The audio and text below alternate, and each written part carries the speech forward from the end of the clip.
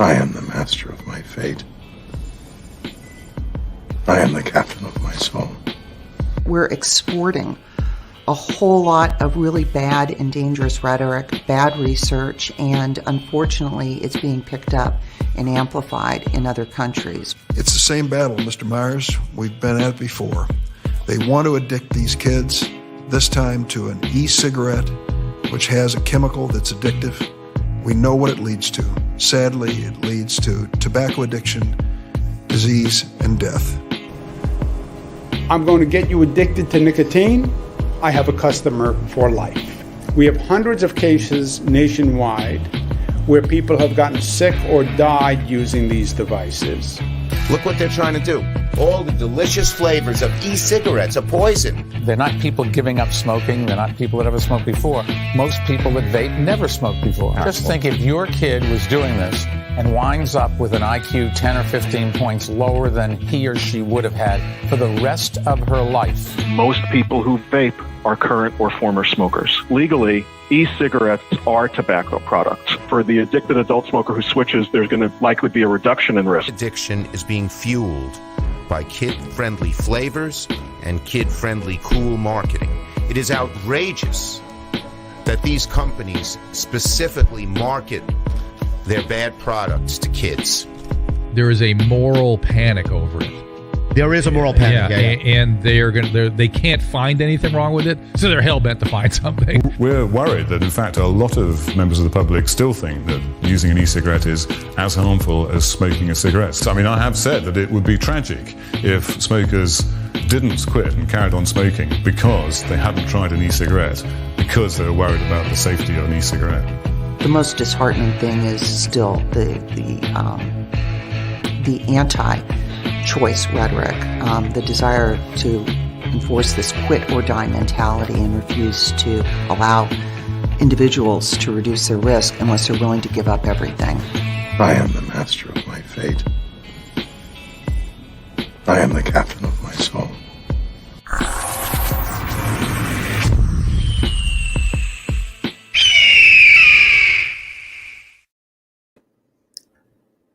Hey, we're here, and it's Friday, like always. Today is going to be a little different, though, unlike always. As you can see, I created that intro video with the Kevin and I's picture tonight, and Kevin texted me and said he couldn't make it, so we had to do some shuffling and some shifting and some panic calling, and we got some people to replace Kevin. So, I think without any, other stuff, I think I'll just bring in the first of the Kevin replacements. We have Godzilla is going to be co-hosting tonight. There's Godzilla. Oh, no. It's Bill. Bill's muted, though. Bill has to unmute himself. Fooled you. It's not Kevin Crawley.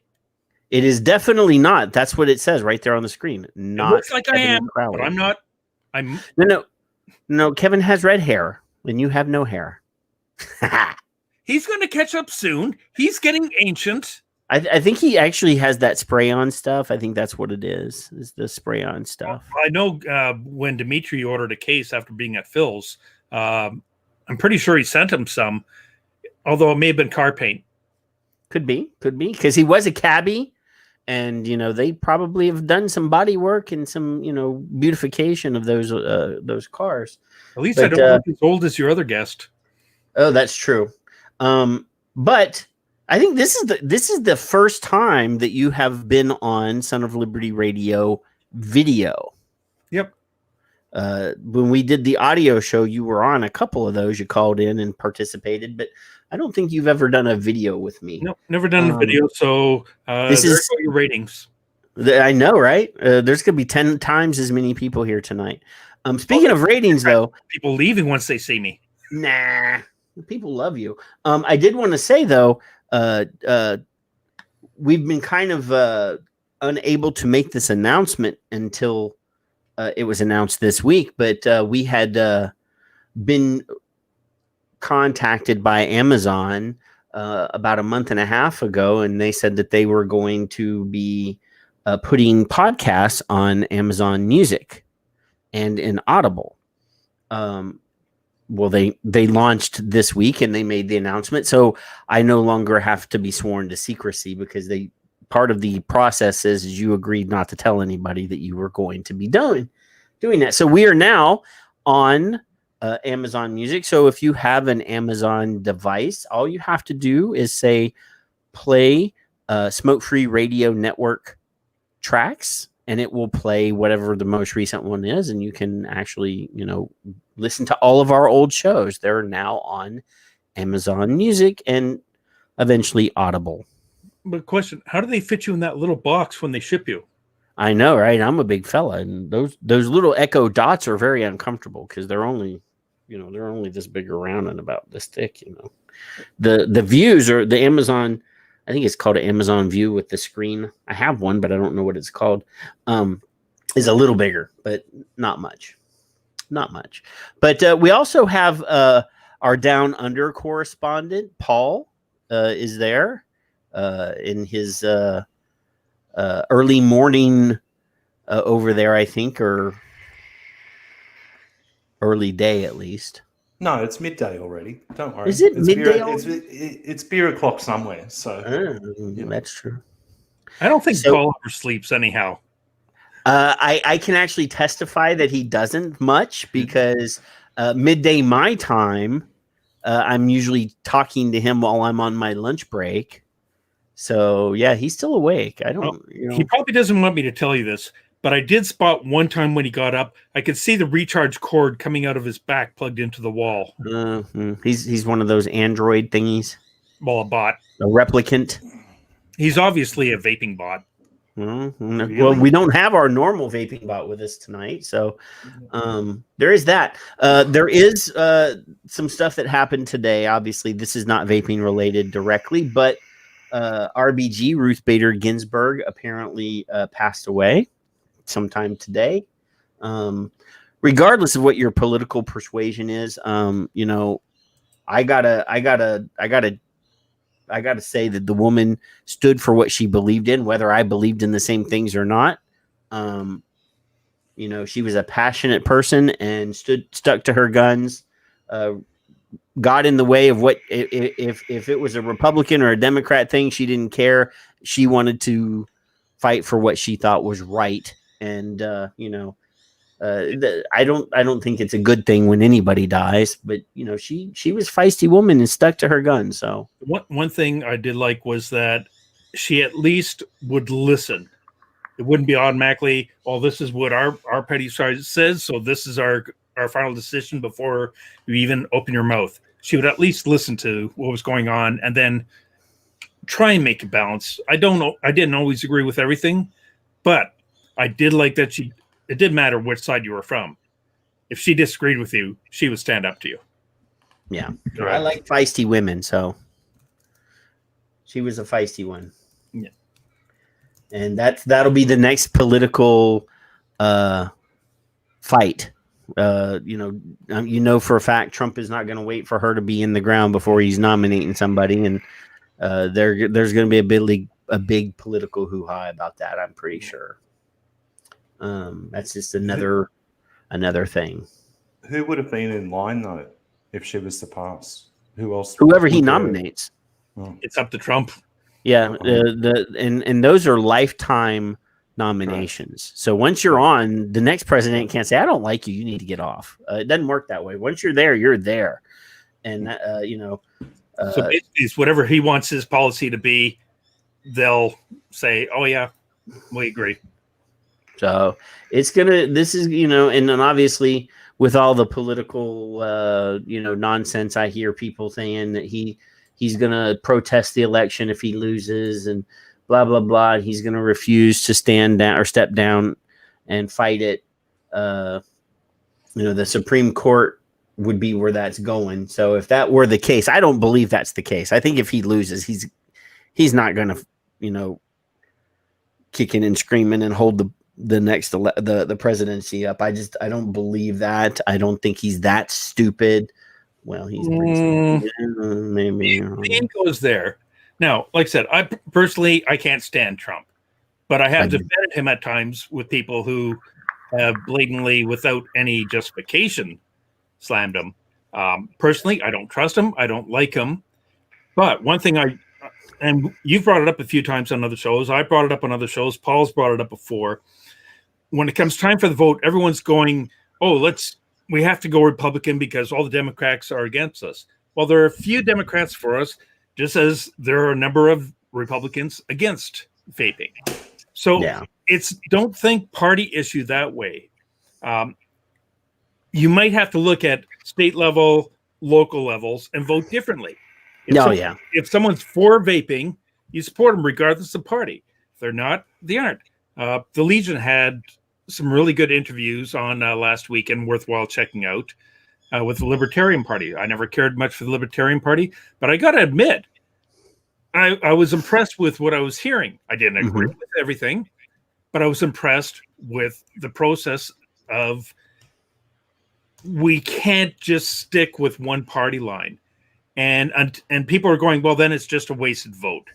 Here's the way I look at it. If you don't eventually vote for a third party, there never will be a third party. And that's what happened in Canada. I voted in the last election for the Libertarian candidate because there's a reason. Here I live in Texas. I know that Trump was going to win Texas. There was no other possibility. But if a third party gets 5% of the vote in this cycle, then the next cycle they are qualified for more of the federal election money that is divvied up amongst the candidates. And so, just to give you a bit of an idea, Canada used to have just basically the same type of two parties that the U.S. had. Then we had another party come in, NDP, and everyone's going, nobody's going to vote for him. Nobody's going to vote for him. Well, it took over a decade, but they finally started getting enough votes. And they're actually one of the main three parties now. Yeah. And we've also got a fourth party coming in. Canada has about 38 parties total. But we have about four main ones plus a fifth if you count Quebec as well. But with those extra parties, here's the difference between having 3 or 4 parties compared to just 1 or 2. If you have just the 2 battling, they're always going to be opposing each other. No matter what it is, even if they agree with it, they will oppose it. The other side cannot be right, otherwise your party doesn't win. As soon as you throw in a third party, then both sides kind of have to negotiate because now you have the numbers where you can defeat a larger party. Mm-hmm. And so you actually have to start working on negotiations back and forth and start working together. And they might work. I might agree with you on this one, so I'll team up with you for this, but I agree with your side on this part. So here's where I'll team up with you against them. And it adds a lot more where it can't just be, guess what? We have the numbers. Here's what we say goes, passed, done, next. Yeah, they have to build coalition governments is essentially how that works in other countries when there's more than one party. So, I mean, yeah, we're going to have to get to the point where that happens because, I mean, all this one-sided or, everybody only believes their one side. I see so much stuff on Twitter and, I've been trying not to let the cat out of the bag, but I've been talking to the Libertarian presidential candidate, Joe Jurgensen, for about 8 weeks, trying to schedule an appearance on the show. He was on the Legion show last week. Definitely. No, they had the VP. They had Spike. And she's she responds to every time I tweet and I tag her. She responds every time. So she is definitely interfacing with us, and she is associating with us, and trying to include us in her group because I tweeted at her like last week, and I said something about the FDA and blah blah blah, and her response was, if we could get rid of these alphabet groups in the government, and she said we would be able to vape without interference. Yeah, and I was like, okay, are you saying that you vape? Because you said we, and that really got my attention. I haven't been able to get a response back, but so she's really interfacing and interested in at least talking to us. Like I said, she's on all 50 ballots. She's in all 50 states. I doubt. So a lot of times a third party candidate will run to show that there are people that support what they support. And even if they don't get elected, if enough people show their support for them, the winner might pay attention to them and say, okay, we need to come to some sort of arrangement. If you get a seat, even if you get a seat in the House, because then they can be in the ears of somebody else if it comes down to a close vote. So that's exactly what happened in Canada, and that's why the parties grew. So, yeah, no, I mean, I'm reading a private message here. So yeah, I mean, obviously there's a lot of stuff happen. There's a lot of stuff happens every week, and actually, you feed me a lot of stuff that we talk about on the show, and I find some stuff. But one of the things that you sent me, I wanted to talk about because we had talked about this when it was the lawsuit was announced in Florida a while back, and we kind of thought it was asinine. So background is that RJ Reynolds was suing to separate themselves from the MSA on certain points because there were certain brands of cigarettes that they used to manufacture, and they sold those off. And they were still responsible because they signed that legal agreement. They were still responsible for paying in the MSA for the brands that they don't manufacture anymore. So they were trying to say, hey, since we don't make those, you need to get the people that actually make them to pay that money because we don't feel like we should be paying for something that we're not making. So today, that decision was rendered. So this is from the Attorney General of Florida's own website, and it says Attorney General Moody wins big tobacco case, securing $90 million for Florida and millions more in annual payments. So there's a little background here. It says Attorney General Ashley Moody today won a major court battle against big tobacco, securing millions for the state of Florida.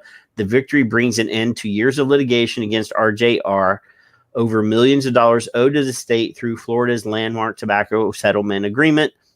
Pursuant to that agreement, RJR and other major tobacco companies agreed to make annual payments to Florida of several $100 million in perpetuity. I used to not be able to say that word. The annual payments compensate Florida for the past and future health care expenses from its citizens' consumption of settling defendant cigarettes. So I want to highlight that lie right there because that's a lie. I bet you if I pulled up Florida's MSA money divvy, I would guarantee that they pay probably less than 1% towards tobacco health and cessation programs and educational programs in their state with that money. But it says here, after RJR sold several of its most iconic cigarette brands, it ceased making mandatory payments to the state for the billions of cigarettes sold over those, under those brands every year. Today's decision by Florida 4th District Court of Appeal to deny RJR's request for rehearing and certification effectively ends the legal battle and secures a one-time $92 million payment to the state, as well as an estimated $30 million annually for cigarettes sold under the four brands.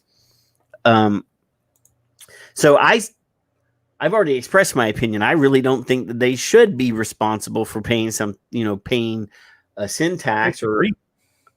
Well, let me finish. So, Winston, Cool, and Salem are now being made by Lorillard, right? I'm right there. Yeah. So, Lorillard should be making those payments if it was in their contract to take on the debts as well. Otherwise, here's what it comes down to. Bang. I just murdered somebody. I will throw away the gun. Here, you take it. That person now has the gun. They were the murderer. They killed them. They're responsible. Well, that is true. Now, that is true. In their contract, when they took over, that they not only get the assets, but they also take the liabilities. then yes, they might have a case. But then it wasn't in the contract, though. I know that. Then it would be up to RTR to go after them, though, in a lawsuit. They're still obligated. It wasn't the new company that signed the agreement with the state. Well, they're in there. They're in there for the brands that they made, because Lorillard is in the MSA. Yep. But yeah, they're in there for the brands that they were making prior to the MSA. Yep. So yeah, Lorillard would also know that they assume the responsibility, but the contract for those specific brands were still with RTR and not with Lorillard. Therefore, the state does not have to go after Lorillard. Same as Lorillard sells it off, the state does not have to go chasing. Their contract is with RJR. It's up to RJR to have the transfer done. I totally know what you're saying on a legal footing. I totally got you. I mean, we mentioned that when we originally talked about this. They should cut the brands in the lake with the gun. But the attorneys that wrote up the sales agreement and the contracts and everything when this happened, they're getting reamed. I'm sure. Oh, yeah. I'm sure that this is not over for them. Yeah. Because that's $92 million, which drop in the bucket for them. But for them, it's not a lot of money. But that's going to be they're going to be hungry that week. Yeah, and then $30 million a year. Yeah, annually. No extra sauce and no fries. Yeah. They're not getting their toy with their Happy Meal, is what you're saying. They aren't even getting the Happy Meal. Yeah, well, they're just getting the no golfing. They're getting the indigestion. No golf weekends either, by the sound. Huh? They still get the indigestion. No, yeah, that's true. They're gonna have heartburn for a while. Here's why you're going to be missing Kevin. They'll be so glad when he's back. Nah, it's better to always have somebody to talk to. So yeah, I mean that happened. And like I said, I'm not a big fan of big tobacco, but yeah, I do see the fair is fair argument going on there too. Something happened in Michigan today, didn't something happen in Michigan today? Oh, yeah. I'm pretty sure something happened in Michigan today. Let me see if I can find that, because I know that somebody sent that to me. I think Bill did. It's behind Bill. Michigan, the court will not support Michigan's flavor ban. The Michigan Supreme Court on Friday denied a request to reconsider a lower court's ruling that halted Governor Gretchen Whitmer's ban on flavored vaping products. Oh, don't you feel bad for them? No. Her name is not Gretchen Whitmer. That is Caitlyn Jenner. Good enough then. Michigan Court of Appeals ruled 3-0 in May to uphold an injunction on the ban put in place by court claims Judge Cynthia Stevens. The state has appealed the decision to the Michigan Supreme Court and was denied in short order Friday. If for those who don't remember, when Michigan tried passing a flavor ban, going, "Oh, it's a state of emergency, we have to have a flavor ban," and then it was fought and argued, and the court said, "No, that you can't issue a state of emergency and just throw in a flavor ban because you want a flavor ban in there." Yes, we can. We'll take it to court. They took it to the Supreme Court. Supreme Court said, "No, we aren't even going to consider it." No. Well, I mean, I know that there's a guy in the chat room that knows a little bit about it, because he was, I believe, he was one of the fellas that actually filed the suit. Mr. Mark Sliss is in the chat room. It was the second appeal to the Supreme Court, is what he said. But their response was pretty curt and sweet. It said the court is not persuaded that the questions presented should be reviewed by this court. Like they said, this is between y'all. Like this is stupid. We're not touching this. Is essentially, what they said is that none of the papers or anything that was brought to them showed that there was an argument worth making. I guess it should probably pop up the chat. Yeah, it's right there on the side where I think it says live chat or something like that over there. But let's take a minute, because we didn't do it yet. But let's say hello to everybody. I know that I saw Chris was in the room, Chris Howard and Nick Orlando. And I see that Thomas Kersop and Leanna and Amanda and Mike Peterson are all in the room, as well as our other Aussie friend, Bruni, is down there. And Miss Yolanda Jeffers from New Zealand is also there. So we have our Kiwis and our Aussies all in the room because we are very thankful for having them. Speaking of Australia, we do have Paul in the room, but before I forget, we're going to do a special show Sunday night probably, and we're going to have probably Paul and a young man, a very quiet and gentle young man from Australia. They call him the Bogan, the vaping Bogan. Will be on to talk about what's going on in Australia and what we Yanks can do to support our brothers and sisters down under with what they're efforting or trying to do down there. I see Bill Tarling just said hello to me in the chat room. Hello, Bill Tarling in the chat room. Hi, Bill. Good night, Bill. So I hope that you can get the vaping Bogan to come out of his shell because he's such a quiet, he's very polite, well-spoken, but very timid guy. I hope you can bring him out of his shell. I think we're gonna try. You know, I usually can say things to get people riled up, so maybe we can get him riled up. And I know that I'm going to probably have to do another special show early in the week next week. I don't have a date for that one or anything. But we're going to have Tony Abood to come on from VTA and do a special show to talk about what they're doing. So be on the lookout. Those announcements will be on the Smoke Free Radio Facebook page. And obviously, if you're not subscribed, you can subscribe, right? You get like alerts when pages. This social media thing and I don't always get along, but if I post something, somebody gets alerts, right? Well, we're supposed to keep social distancing, so we have to stay 6 feet away from your alerts. Okay. Well, I mean, you might want to because they could be. You never know where my alerts have been. I brought my tape measure. That's a measuring tape. Yeah, tape measure, measuring tape. You realize in Europe, everyone's going, what the hell, 6 feet? 2 meters. Yeah. No, they're actually on a 5 or they're actually doing a 5 foot in some and where I work, there's so many fat people that they actually have a sign that says everybody needs to stay 6 pies away from each other, and they actually have a little poster. They have that in the science club too, and in the math club. No, not that kind of pie. Oh, it's funny.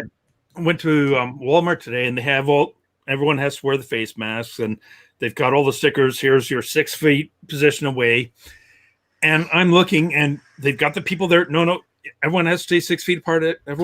I'm going. Excuse me, you've got 2 people lined up on each side of the aisle there, and that are only a foot apart. You didn't even stagger your dots for the stopping points. You put them side by side. Yeah, this is America. No, that was Canada. Hey. Well, we are exporting our nonsense to other countries, right? Not just vaping it up. Not just vaping nonsense, which Canada and Australia are picking up, but all sorts of other nonsense too. I'm almost wondering if the U.S. politicians are actually a virus in disguise. I would not deny that. I would not deny that. That's a fair comment. I cannot in any way, shape, or form dispute that comment. I mean, look at the damage they're doing to their own people too in the States. Like all the Americans, they're hurting. And I will say, and I will stand by this. Infection control is important. I work in healthcare. I can totally And we were smashing them in the face when they were saying we didn't need to wear masks. So I am going to double down and continue to say, yes, we need to wear the fucking mask. You need to wash your goddamn hands. Stay 6 feet apart from each other. All those things are important. When I go out, I've got masks. I don't necessarily think that everything should have shut down. I think we could have managed this properly with proper implementation of those factors. But now everybody's been shut in. See, all this shut in stuff. When you're sitting at home, and when this all started, I had broken my leg and I had to stay at home for almost a month. And the only thing that you could watch all day was fucking virus crap. And I think everybody just got sicker from watching that crap on TV. Bill, you have to do the rest of the show just like that. I got the ultimate one. I was with a patient today, and I said, I need to call your daughter because the daughter's the responsible person, the POA or whatever.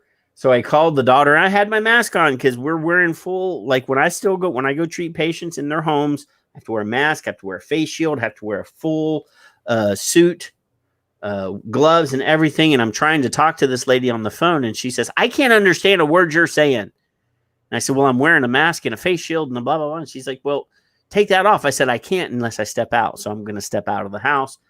And I had to stand there with the door open and take all that crap off just to talk to a lady on the damn telephone. So, yeah, it is getting frustrating. I understand. But we still got to do it because, I got to do it because I work with geriatrics. I work with people that are in the highest risk group. So yeah, that's going to happen. Yeah, but speaking of having to fill or dimmy. Speaking of more nonsense, here I'm going to show you some nonsense. I don't know if I don't know that you showed me this, but I'm going to show it to you. So this is a news report from the Washington D.C. Bureau of Fox 59. It says health experts fear COVID-19 is overshadowing the dangers of vaping. So let me get this straight.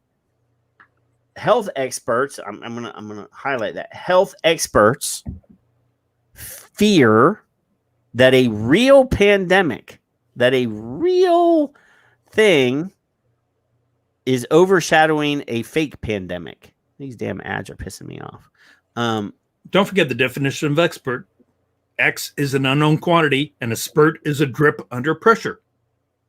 I saw this headline, and I'm like, so now that the virus is kind of slowing down a little bit, and every 5 seconds there's not a news story about 1,000 people dying in this city or that city or whatever, that they are going to turn around and go back to the fear mongering about vaping.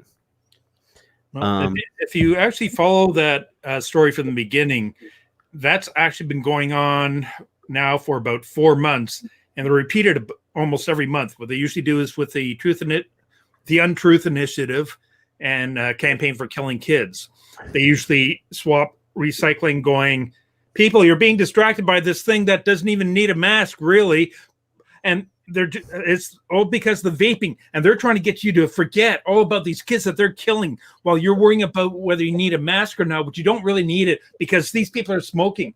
And if you vape, that vapor is going to linger in the air, and it's going to travel across the states, and it's going to land on your nose, and you're going to get COVID. So it's not a cough or anything else. It's that vapor dropping from that kid who had it. Let's see. Can I play this? I gotta do this. Association. My heart sinks because of this. Dr. Panagis Galias-Natos with the American Lung Association says he's concerned the coronavirus crisis is making teen vaping even more dangerous. It wasn't surprising when I saw these patients in the intensive care unit fighting for their lives. A new Stanford University study shows teens who vape are 7 times more likely to contract the virus. And Galiasato says the country can't ignore the trend. My concern is every delay, every day we delay, we're just allowing more and more kids, more youth, to become addicted to these products. A brand new FDA study shows that while the number of teens reporting using e-cigarettes has dropped since a federal ban was announced earlier this year, still nearly 4 million continue to use the products and report using them more often. Democratic Senator Dick Durbin says the FDA must do more. It's now an addiction which can affect the quality of your lungs at a time when we're so vulnerable to this COVID-19. But Mike Hogan with the vaping lobbying firm Smoke Free Alternatives denies vaping contributes to the virus. I don't think there's any scientific foundation for what they're saying. And he warns harsh federal regulations will backfire. We're probably going to end up handing this harm reduction industry back to big tobacco, who has no incentive to help people quit smoking. So far, the FDA is not reporting a link between COVID and vaping. In Washington, Raquel Martin. So, Dick, obviously we have Dick in our intro video because he says a lot of stupid things a lot of times. But, this is the stupidest thing I've ever heard. Mike said the truth in there. There is no scientific evidence in reality that verifies this. Even the FDA has not come out and said, oh, vaping makes COVID worse. We did a story last week or the week before that they were claiming that 8,000 kids during this pandemic, 8,000 kids per day are getting addicted to vaping. And then they're claiming that the news reporter said that a ban started earlier this year was effectively lowering those numbers, which is another bullshit lie because it was already illegal for these kids to get these products. Literally already illegal to get these products. So instead of bastardizing and demonizing the product, they need to bastardize and demonize the fucking parents that are not parenting, the law enforcement people that are not enforcing the laws, the FDA for not enforcing already existing laws. This is ridiculous. So I saw there was down here. So obviously we should be celebrating the fact that federal data released just Wednesday shows that youth vaping has declined. More than 3.6 million American youth, American middle and high school students are still vaping. So I think it was 5 million earlier. Now it's only 3.6 million. And you got to realize that this data was collected prior to the pandemic.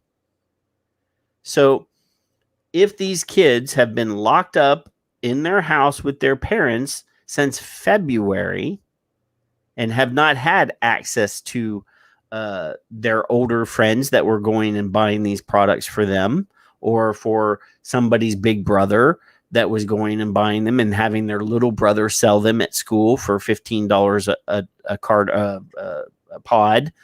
Obviously the numbers have to be even lower because that 3.6 million was measured prior to the pandemic and the lockdowns and everything. And again, don't forget how they're classifying. If you've had one puff, you are a regular user. Yep. Once and you're an addict, man. Remember the study that came out not long ago? Granted, we've got the American Cancer Society, American Lung Society still pushing it too. But was it Stanford or Stanton University came out with a thing saying vaping was causing COVID and so forth? Stanford. What people forget is they actually went in one of the interviews and they said, well, all this is hypothetical. And yet it's still being tossed about as if, no, this is proven now. It's fact. It was on the internet. The internet wouldn't lie to us. Yeah. That lady said size doesn't matter. I do want to say this because we're talking about science and studies. the Veritas cohort study thing that's going on is something that we all need to be finding people to participate in this. The group that they're looking at is very specific, though, and that's the problem. I couldn't participate because I mean, they're looking for people that smoked a little bit. Yeah, you could only have smoked. What was it? I can't remember the number. It was less than like 500 cigarettes or something like that. No, 1,000 cigarettes. Okay, so less than 1,000 cigarettes. I did that in the first year that I was a smoker when I was like 13 years old. So I don't qualify, but we need to find people that were rare smokers or that started smoking and then screeched and said, I need to go get something to get me off of this so that we can get more participants into this study, because this is a big deal. And, you know, we need to show that we're supporting these scientists that want to do vaping science. Yeah.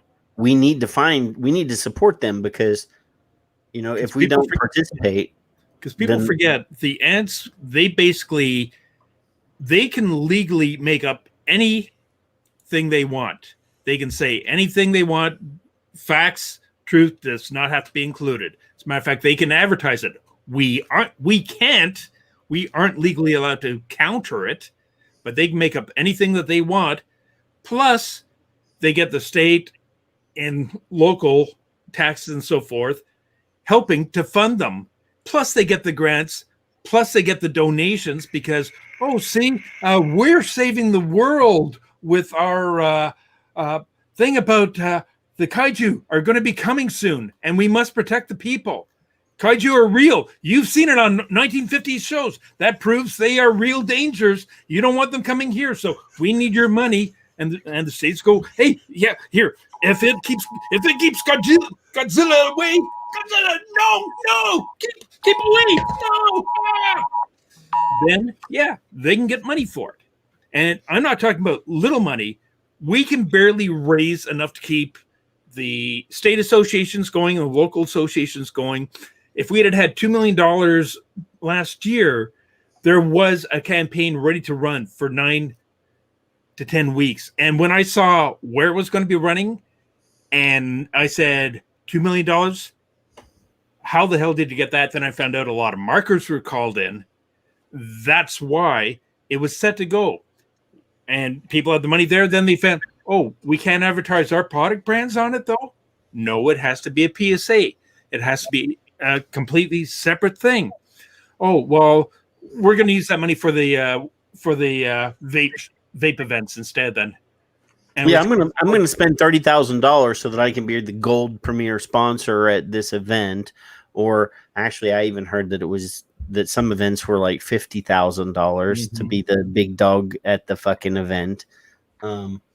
So I threw the link to the cohort study in there. If you know people that were very short-term smokers that got wise pretty quick and decided they wanted to try vaping instead, and they smoked less than 1,000 cigarettes, we need more participants in this study. They're looking, it's in 20 different countries, I think, or 20 sites, and it's going to take 6.5 years or 6+ years to do it.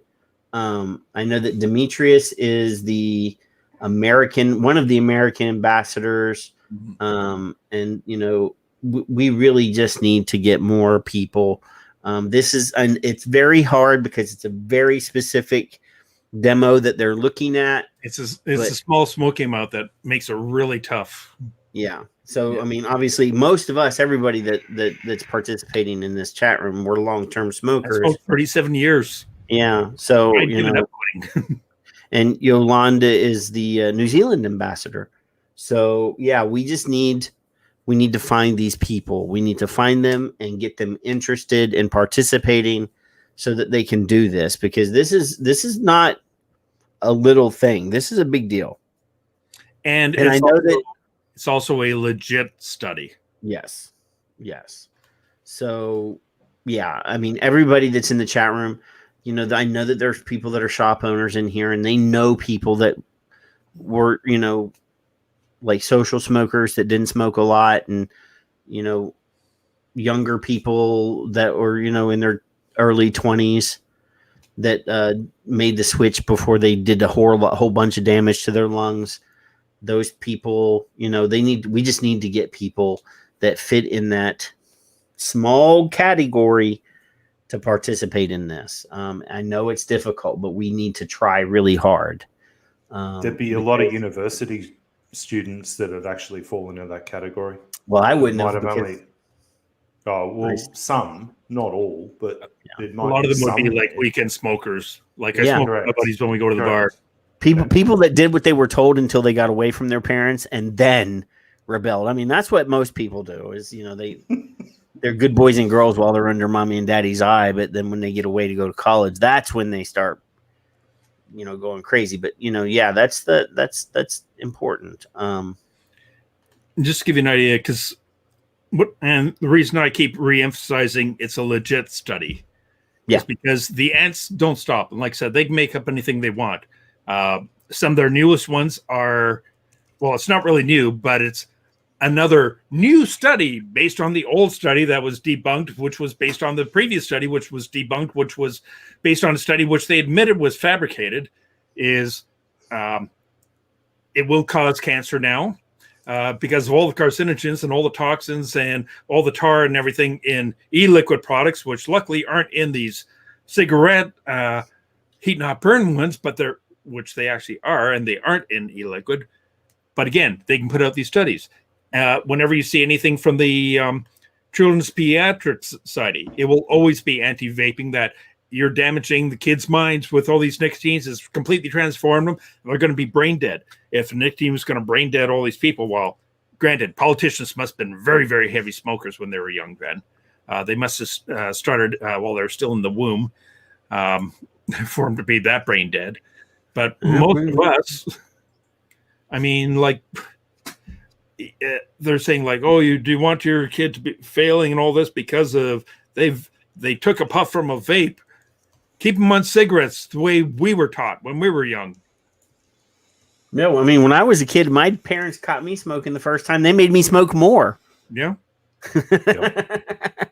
So, but speaking of stupid doctors and stupid science and stupid idiots, here's one. There's more than one? Well, there's a whole bunch. This was actually something that I tweeted, and I hurt there was a couple tweets where I hurt people's feelings today. But yeah, Rutgers led national survey uncovers that doctors have misconceptions about nicotine risks. Specifically, that nicotine causes cancer is one of the things that I thought was hilarious. So, and I've had this argument with doctors, so I know it actually works, and I've had to make them pull out the PDR and look at it.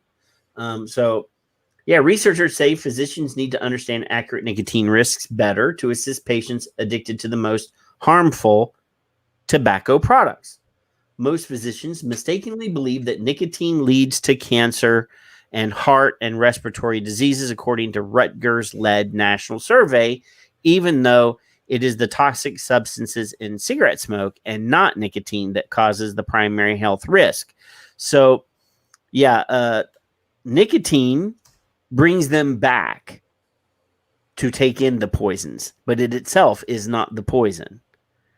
The study published in the Journal of General Internal Medicine, surveying more than 1,000 doctors from 6 separate specialties between September 2018 and February 2019 about their knowledge of tobacco use, found that 80% of those surveyed believe it is the nicotine that directly causes cancer. And here's a quote. It says, physicians must understand the actual risks of nicotine use, as they are critical in the prescription and recommendation of FDA-approved nicotine replacement therapy products to help patients who use dangerous forms of tobacco, said Michael B. Steinberg, medical director of Rutgers Center for Tobacco Studies and a professor and chief of the Division of General Internal Medicine at Rutgers Robert Wood Johnson Medical School. So there's a couple danger zones right in there. We'll get back to that. Wood Johnson. Yes. Doctors should be able to accurately communicate these risks, which may include low nicotine cigarettes, which are not safer than traditional cigarettes. So, You should probably explain who Robert Wood Johnson is. Robert Wood Johnson. So there's a company. It's a big, huge company. They make medicines. They make all sorts of stuff, and they're called Johnson and Johnson. Robert Wood Johnson is one of the Johnsons in Johnson and Johnson, and the primary funder for lots of ants groups. Lots of money that goes into the Truth Initiative and to American Lung Association and all sorts of PAVE. Probably they get a check from Robert Wood Johnson. Campaign for Killing Kids gets over $1 million a year from them. Yeah. So let's and be they got fair. $8 million even to help get started up early on. Oh yeah. Yeah. So this is important because obviously we have fucking medical professionals that believe that a totally harmless stimulant or a mostly harmless stimulant is the big bad cancer causing thing that it is not. Last week, actually, and I don't remember if it was in response to this tweet, but I essentially said, if your doctor says this, you need a new fucking doctor.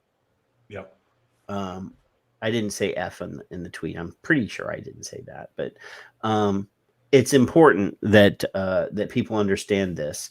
It's also important for people to understand that with the thousands of chemicals added to cigarettes to make them more addictive and to also boost the nicotine, one thing you got to remember, nicotine on the list of dangerous items is not here. It's way, way, way, way down. But it was one of the easiest things that people at first didn't really know what it was, but was easy for them to remember in marketing. And so early on, that was one of the reasons why that became the baddie. Oh, it's the nicotine. It's easy for people to pronounce. They don't have to worry about the scientific things. And we can give them distract away from the tar, distract away from formaldehyde, distract away from all this other stuff that we put in. Yeah, no, they like to use a word, and we've talked about danger words on the show before. Chemicals is one of those words that we're afraid of. And if somebody says there's chemicals in that, and nicotine is one of those chemicals, then people get afraid of that. And then obviously nicotine has been attacked and maligned and used as a weapon over the years. It's a poison, Whatever happened to the saying better living through chemistry?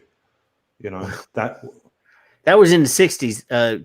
Not Kevin Crowley might be able to remember that he was around then, but I'm too young. I'm a babe compared to I'm young and vital compared to the two old dudes in the room.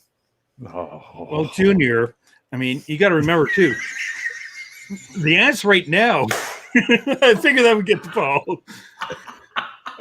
The ants, believe it or not, actually are now one of their stances is these vapors are not water vapor. They aren't safe. We need to call them chemicals so that we can scare people. We need to get them to change their name to we are inhaling toxic chemicals. Mm-hmm. And that is one of the pushes this week is the ants want vaping and just the e-liquid vapor products, not the alternative vapor products, because they're being approved for a sale. Even in BC, where I live, they said we need to cap nicotine because nicotine is getting people addicted. So we capped it at 20, but we're getting rid of zero nicotine because people should not be vaping zero nicotine. So if they want to vape, they have to add nicotine to it, which is like, because I'm one of the people who vape zero because it keeps me away from smoking. If I have to have nicotine, it doesn't bother me. I don't get cravings for it again anyhow, because it's not the same fucking nicotine that's in cigarettes with all the boosters. But the ants right now are saying we need to get those e-liquid things should not be allowed to say that they are anything except dangerous chemicals. And that is what is being pushed now. So what Patrick was saying just a couple minutes ago, that is in effect right now is one of their big pushes. Yeah, I found 100%. it. I found the Junior, tweet. that's what Junior said a couple minutes ago. I found the tweet. It took me a minute. This is actually Dr. Charles Gardner, who has agreed to come on the show in the future after not being able to because his employer wouldn't let him. I actually wrote, please, if your MD believes that nicotine causes cancer, I beg you to find a new one. The one you have apparently must have graduated by the skin of his teeth and will kill you. Seriously, I'm trying to save your life. That's what I said in the tweet. I mean, and this was in response to Chauncey, Charles Gardner, and this was back on September 4th. In the U.S., nicotine is not even a Schedule I drug in the U.S. No, it's not scheduled at all. I mean, obviously, kids can go, as long as you're over the age of 12 in most states, can go to Walmart and buy nicotine gum. They can do it when they're right here in Canada. So, no parental requirement. I mean, can walk in and they keep. If you notice, they keep and they have all their fruits on the packages of their Nicorette gums and everything else. And where do they keep it? Not on the back shelves. No, they keep it right at toddler level. At Walmart, literally, when you walk in the front door, they have a display as you walk in the front door. But and all the ones with flavor eye level are at toddler level. Yeah, it's gum, and it says in big gum. Yeah, nicotine gum. Yeah, new fruit flavor tastes great.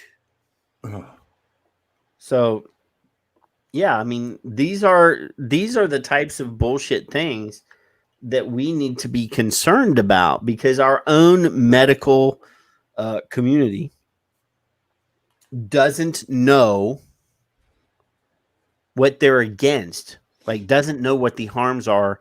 You know, they've been indoctrinated just like all the people that are indoctrinated now who believe that vaping is worse than smoking. And Bill, what's the scheduling of nicotine currently in Canada? Where does it sit in the health system? It could only go under medical for the NRTs, and that was because they put in their cap of a specific clause of 4 milligrams per dosage maximum is completely legal. If that was your cap, that was legal. In other words, to keep your patches and your gums protected. The thing is, back then, and here's where I have an issue with Health Canada. I've got a number of shops trying to go through their old records because they had a lot of things held at customs. And I got a hold of one of the custom forms. Unfortunately, my folder got lost in a move.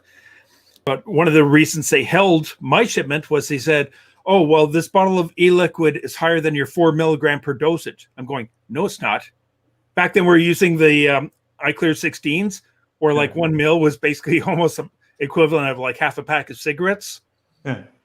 And it was 18 milligrams. So you start taking that divided by 10, you're looking at like way under. And then you take the volume versus the weight type thing.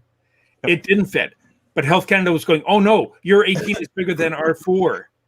And now what Health Canada is doing is saying, oh, well, we couldn't get you under medical because you weren't claiming medical claims. But you have to have the cap because yours isn't allowed. And you guys can't use that. Yes, you are less than our 4 milligrams per dosage. And that was the big thing, per dosage. In other words, per cigarette, per patch, per gum, per dosage, because 1 mil isn't like, okay, that's my whole session. I'm going to vape a whole mil. No, that's not how vapors do it. Near impossible. So, but they're going, oh, but you can't use that 4 mil now because it is not applicable to you. Yeah, coming up the customs border, they're still using the, no, you're not allowed to bring this bottle in, because I've had a few people try and ship me some, because it's over the 4 milligrams per dosage. So they're using the double standards. Same as another article you should probably talk about, the double standard.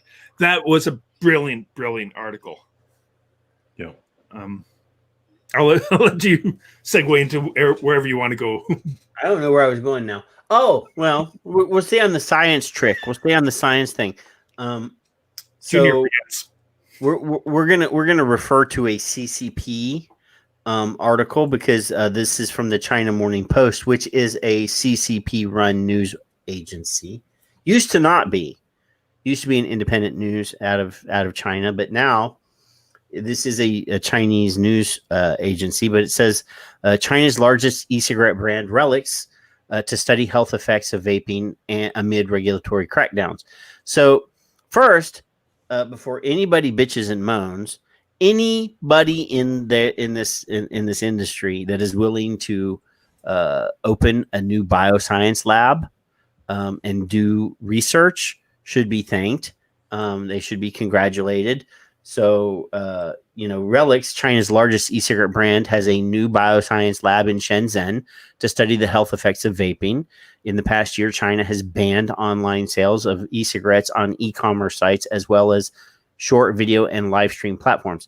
So, to be clear, they're banning sales in their own country. During the big Chinese event that happened like a month ago, they were allowed to stream to the Western world. They just weren't allowed to stream in their own country. The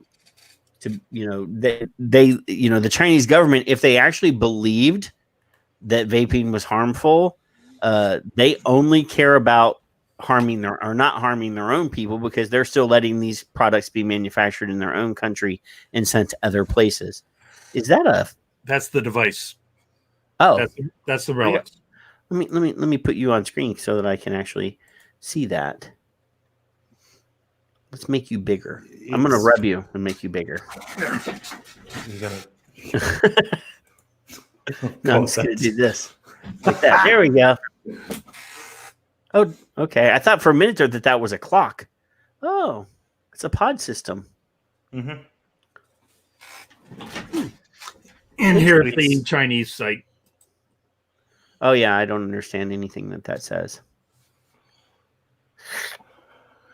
I will take your word for it. But yeah, so China Relics is opening a new lab. It says, "Are e-cigarettes a safe alternative to smoking?"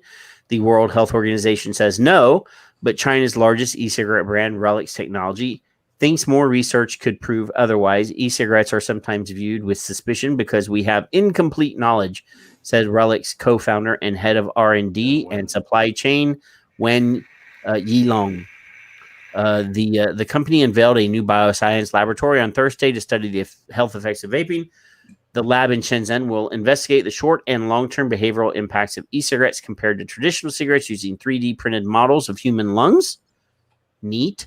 Relics said it will also examine the impact of Relics products on animal cardiovascular, respiratory, and nervous systems by testing them on mice. Well, the mice won't be smoking anymore. The Relics Bioscience Lab's mission is to explore the unknown. Wen said in a press conference on Thursday, we want to collect evidence through a scientific approach and serve to prove the potential for e-cigarettes to be less harmful, and in doing so, provide users with the option to choose an alternative. And then there's a Garnier ad, and then it says the move comes after recent regulatory it jumped on me. Recent regulatory crackdowns on online e-cigarette sales in China, which is the world's largest market for smokers, with 30 million smokers, or almost a third, 30 million, 300 million smokers, or almost a third of the global total, according to the WHO. So, I have to ceramic coil too. I have to bring this up because many people may not know. Chinese tobacco is owned by the state. Most Western cigarette brands are not available in China, and you are essentially buying your cigarettes in China from the government. So the Chinese government bans online sales of reduced harm products in their country because they directly profit off of the sale of cigarettes in their country. they're actually reliant on a major portion because I don't know what the figures are this year. I know 2 years ago it ranged between 40 to 60% of their country revenue. Mm-hmm. Yeah. So I'm not going to put it back on screen, but it says last November, state tobacco monopoly China Tobacco and the country's tobacco regulator, which oversees it, jointly announced a ban on online sales of e-cigarettes in the country. What I just talked about. The notice required e-commerce platforms and individual online vendors to not only suspend online sales, but also withdraw any online advertisements for the products to strengthen the protection of physical and mental health of minors and our government's monopoly on tobacco sales. I added that bit at the end. On July 14th, regulators also expanded the ban to short video and live streaming platforms. So, yeah, the Chinese version of Facebook, no mention of vaping at all. My show is probably not available in China. Yeah, it is. It is. Yep. Oh, really? Okay, I've got a Hong Kong IP that I use for checking out the news there. Founded by former Uber China head Kate Wang in 2018, Relics is the biggest player domestically. It accounts for 68.8% of the total market share. The company said, quoting data from the Nielsen research in April. I was looking to see if there was any numbers for actual tobacco sales in here, but I don't see it. So, yeah, I mean, there's absolutely a Chinese government motivation to keep people smoking in their country because they own the tobacco industry in their country. Likewise with Hong Kong, when they put out the complete ban, as a matter of fact, you could be arrested for possession of an e-cig, not a fancy one, even with a zero nic. If it was just one of the gas station disposables, you could be arrested and imprisoned up to 2 years in Hong Kong. Now that before it could finally get passed, because then they had all the riots of everything else, which delayed things, it never actually did get finalized. So that's back on the table for the next sessions. Yeah, I mean, there are a couple very, very puritanical and very, very prohibitionist countries in Asia, either Indonesia or Malaysia. If there's a huge anti-vaping penalty, Singapore, Thailand, obviously, Thailand, the Philippines was on the teeter, but they actually fell out of that pretty okay. Thailand's fighting back now, though. Yeah, and then obviously China, where most of these products are manufactured, and they have a third of the smokers in the world in that country. Obviously, India is also in the fucked category. So yeah, I mean, obviously, we've been trying to shine a light on the international stuff for a while here. And I still have, the invitation out for any international advocates that want to have a space on Smoke Free Radio. Reach out to me because I am willing and able to do that. I would love to be able to have, a Southeast Asia show or and it doesn't have to be in English. I'm sure that you could probably, benefit from having, local people watching a show on advocacy in your country. One of the gentlemen that actually started a Billion Vapors bar, he's over in Norway. Yeah. He actually wants to do a show with the network. And last night, myself and Bruni, I found it by accident, another one. Guys in India, they were talking about the bans in India. And they were all speaking perfect English, and they were very, very smart with what they were saying. And did you not see the video that they made for World Vaping Day? Yeah. I mean those guys are amazing. I would love to have an Indian show, like I said, a European show, whatever. I want more people on this network. We have literally 3 shows on this network, and we have 24 hours in a day. And when I'm asleep, they could be on because it's day over there. So yeah, I mean, we need to do it. And obviously, even Malaysia, about 2 years ago on the vape distortion page, I put up a video from there because guys spent about an hour and a half in the vape shop there, and they had people cleaning nonstop. They had everything was organized. It was well maintained. The people were all polite and everything else. They were helping each other out with different experiences. They could talk to them. And the guy with the camera he was given freedom to go around. And so he was talking to the different people who were coming in. And they were explaining, well, here's why I used to be a smoker. And now at least I can come here. I can relax with my friends. I can try all these different things. I've gotten away. I've had medical things. So I have to stay away from certain foods, but I can still get them in the taste of it so I don't miss them. And there's camaraderie here, and I feel so much better. And so we've all become one big family. And it was very, very well done. And it was about an hour and a half long, because back then everyone was saying, remember when the Pokemon bottles were out? Everyone's saying, oh, well, those are from Malaysia. So that means, and vapors did the same thing as do to us. They said, the Pokemon bottles came from Malaysia. That means anything from Malaysia has to be negative. Just like the answer was, like, oh, they had a unicorn milk. That proves the entire industry is corrupt. So I was so glad when I found that, and I contacted people, said, I'm putting it up here. Hope you don't mind. And they were going, you're actually sharing this and letting people see? I said, yes. Do you mind? They said, no, we think it's wonderful. We just get ignored by everybody. Nobody really notices it here. But then the FDA, Surgeon General, CDC started putting out their reports. They hit Malaysia. That's when the politicians there said people were smoking openly on the corners of the street, or vaping on the corners of the streets. Nobody had an issue. As soon as the CDC, Surgeon General, and FDA reports came out, suddenly the politicians there were, oh my God, it's going to corrupt and kill us. We must ban it. And they killed it. No longer were they allowed to had to go back to smoking on the corners of the streets. I mean, this is what happens. What happens in one country can spread to another. The only problem I have with Malaysia is just copyright infringements on their liquid labels. That's it. I agree. Right? That's one thing that I can't deal with. But Malaysia now... One thing to remember with copyright, just so that people understand, just like when the U.S., the FDA was saying, well, you guys aren't going after all these like unicorn milks and all these IP infringements, Flintstones and Captain Crunch, e-liquids and so on.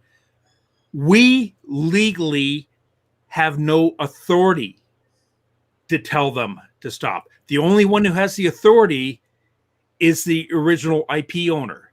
Now, I notified a number of those companies, and they did go after them. And I even sent them after one friend who said, oh, I can do whatever I want. And this was a friend. And I notified the company, and they said, no, you're pulling your stuff off now, which he did. Yeah. They are the only ones with the authority. The FDA can go after them if instructed to by the IP. But the vape industry itself has absolutely zero authority or right to say you can't use this. Because guess what? There's always a chance somebody may have gotten. As it sounds, they may have. I just threw a Twitter up because I wanted you to know that people are responding to you on Twitter, not Kevin Crowley, Bill. So somebody actually responded on the live stream of the show on Twitter, Carolyn, and she said, in reference to what not Kevin Crowley just said, and then actually shared a tweet about an NHS FDA or a study paid for by NIH and FDA to decide which terminology would scare people into thinking that vaping isn't safer than smoking, isn't illegal to spend government money to lobby against something. So, yeah. And then here's the study. I'm going to throw this into the chat room so that you guys can see it. This is your tax dollars at work. And, this comes from a viewer on Twitter who was watching the show on Twitter and decided to participate. I think that's great. I love the fact that we can actually be on Twitter and on YouTube and on Facebook at the same time. And it does broaden our audience and bring in more participation. So thank you, Carolyn, for participating. And that's actually the study where they were talking about the nomenclature or the verbiage about what scare words or what words make people scared more. Vapor versus aerosol versus chemicals. Chemicals is one. Plus remember where epidemic came from.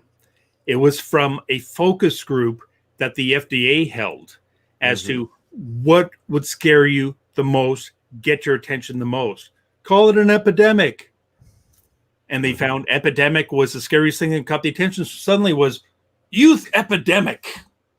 It didn't meet the definition of an epidemic, but we're the government, though. We said it. We're the health organization. We're the ones get to decide what those words mean. we get to redefine the English language. Yeah, and then we actually get a real epidemic, and they fucking can't handle it. They fuck it up. Literally mess that shit right up. Well, what do you expect? We didn't get to hold a focus group. What do they call it? Focus group, but yeah, we fuck up. We need a second draft of that. It's literally. We're trying to stop the attacks. Yeah, I mean, and this is the week that they should be jumping up and down and saying we're winning because they had the big drop reported in the vaping numbers by U.S. youth. Just under 20% of high school students and 5% of middle school said that they recently used e-cigarettes and vaping products. So the problem with this is recently used could mean 1 6 months ago, 1 a year ago. You still don't understand what they're defining as use. One-time use is habitual use in their mind. And obviously every one of us in this chat room and on this screen were kids at one point and understand that if you tell me I can't do something or could, if when I was younger, if you told me I couldn't do something, what's the first damn thing I'm going to do? The thing that you told me I can't do. Yeah, but hang on. Patrick, that's America in general, by the way. Some of us are still big kids, so shut the fuck up. Well, our big thing when I was a kid and on growing up at the farm, and we're watching TV with the cartoons jumping out of the buildings with the umbrellas. Yeah. And our parents said, "Well, that's not real." Three of us. We still did it. Yeah, we still did it. 20 feet up. It was ready. Go for it. Boom. Thump. Oh, now I know what. Now I know why you are the. Get a better umbrella. Now I know why you guys are the way you are. Figured this shit out now. No, I mean America. We are a nation of rebels. We're a nation of like. I don't want to say assholes, but assholes. You tell us not to do something, that's the damn thing that we're gonna do. Hell that yeah. That is exact. And you you got a whole island of convicts down there, and ancestors of convicts. They're gonna do the same thing. They're like America Part 2. And Canada's just the 51st state, so Well, except they don't know what bacon is. Oh, here we go. Don't start this. Do not start this debate on bacon, whatever the hell. It's ham. It's ham. Please don't. It's just please don't. Unless there's a difference between bacon and back bacon. Back bacon is really good. It's also known as pea meal, but it's not quite the same as back bacon. Then you have different cuts of bacon. Here we go. Everything goes better with bacon. That's true. We will agree on that. Bacon for everyone, by the way. We have bacon for everyone here, and they are delicious. We do have bacon chips. Yeah, I know they're good too. We have over 300 flavors of chips. Oh, I wouldn't. I mean, I don't even go down the chip aisle because I'm not allowed. But hey, you get married, you have to give up certain things, and chips is one of those things. But I see commercials for like some weird shit, like Lay's, like biscuit and gravy chips, and I'm just like, what the hell? Where's all this shit coming from? But yeah, there's probably 300 flavors of chips here in the States, and they're probably higher fat content than what they are in Canada. By the way, some fun stuff coming out now. If you notice, Glantz is getting slammed a lot. He's being called on all his bogus studies now, including Thailand. Now, that's why they're looking for the repeal of it, because the entire ban was based on his bogus study. Yeah, his study. Yep. But now also being released is about the campaign for killing kids, their secret negotiations with Philip Morris, and the negotiations that they had to set up a lot of things. Yeah. And it's on the vape. It's right on the vape distortion page, so you can pull up the link to the article there. Well, it's on Planet of the Vapes, but it actually did cover as many times shown. Campaign for tobacco-free kids plays fast and loose with truth, and these statements veer from the demonstrable fact once again. Basically, they had colluded with Philip Morris in 2004. To work out some negotiations. Then face-to-face negotiation sessions, conference calls were so sensitive. Philip Morris and Campaign for Tobacco-Free Kids refused to even tell their closest allies. They did it again in 2007. American Association of Public Health Physicians stated that Campaign for Tobacco-Free Kids held, quote, secret negotiations with Philip Morris to draft the Family Smoking Prevention and Tobacco Control Act. So people got to wonder, well, aren't they out there to protect the kids? No, they make, between their two divisions, they make over $80 million a year, as long as people keep smoking and they have something to fight against. The last thing they want is people to ever stop smoking, because then they have no more funding. They have no more grants. And you got to remember, they're a money laundering operation. They do the donations to the Lung Association, who does the donation to the Heart Association, who does it to the Cancer Society, who does the donation to Campaign for Killing Kids, who does it to the sister company of another one. Why are they giving pretty much like the same amounts? Then they don't have to pay any taxes on it. Yeah. You got Matthew Meyer, who's clearing base salary before bonuses, before perks, or anything else, is over $350,000 a year as his very base salary. So people stop smoking. So why are they negotiating with tobacco companies? Let's keep people smoking. So this is actually good news from New Zealand, since Yolande is in the room, and I know that Tom is not in New Zealand, but he's like our Kiwi substitute. It says here, smokers increasingly using e-cigarettes to quit. And this is from the University of Otago. Somebody tell me if I'm saying that right. Otago or Otago, O-T-A-G-O. Otago. Yeah. People who smoke are increasingly using e-cigarettes to quit smoking. A study by researchers of the University of Otago, Wellington, has found. The researchers found that between 2016 and 2018, the level of awareness as well as the use of e-cigarettes increased among smokers and those who had recently quit. The principal investigator of the study, Professor Richard Edwards from the university's Department of Public Health, says e-cigarette use was most common amongst people 18 to 24 and among those who had recently quit smoking. The research is part of the New Zealand arm of the International Tobacco Control Policy Evaluation Project and involves surveys with 1,155 people between 2016, 2017, and 1,020 people in 2018. 400 of them Maori who smoked or had recently quit. Participants were recruited from the nationally representative New Zealand Health Survey and were asked about their awareness and use of e-cigarettes, reasons for use, and related beliefs. So I'm glad that obviously for those of you that don't remember, New Zealand was one of those places where like it was a wasteland. You could not vape there. You couldn't buy shit there or stuff there. And I believe as a direct result of A Billion Lives, because they had their international red carpet premiere in New Zealand. Rapidly after that movie premiered, New Zealand became a lot more friendly to vaping. Obviously, they're not perfect. Nobody is.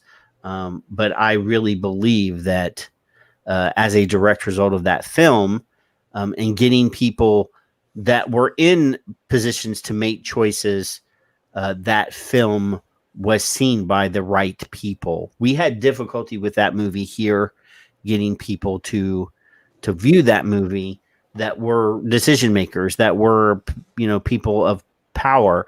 VTA even had a private screening of that movie in DC for lawmakers, and they still had difficulty getting people to come and see it. Staffers went and saw it, I believe, but I don't recall any big name politicians actually going to that.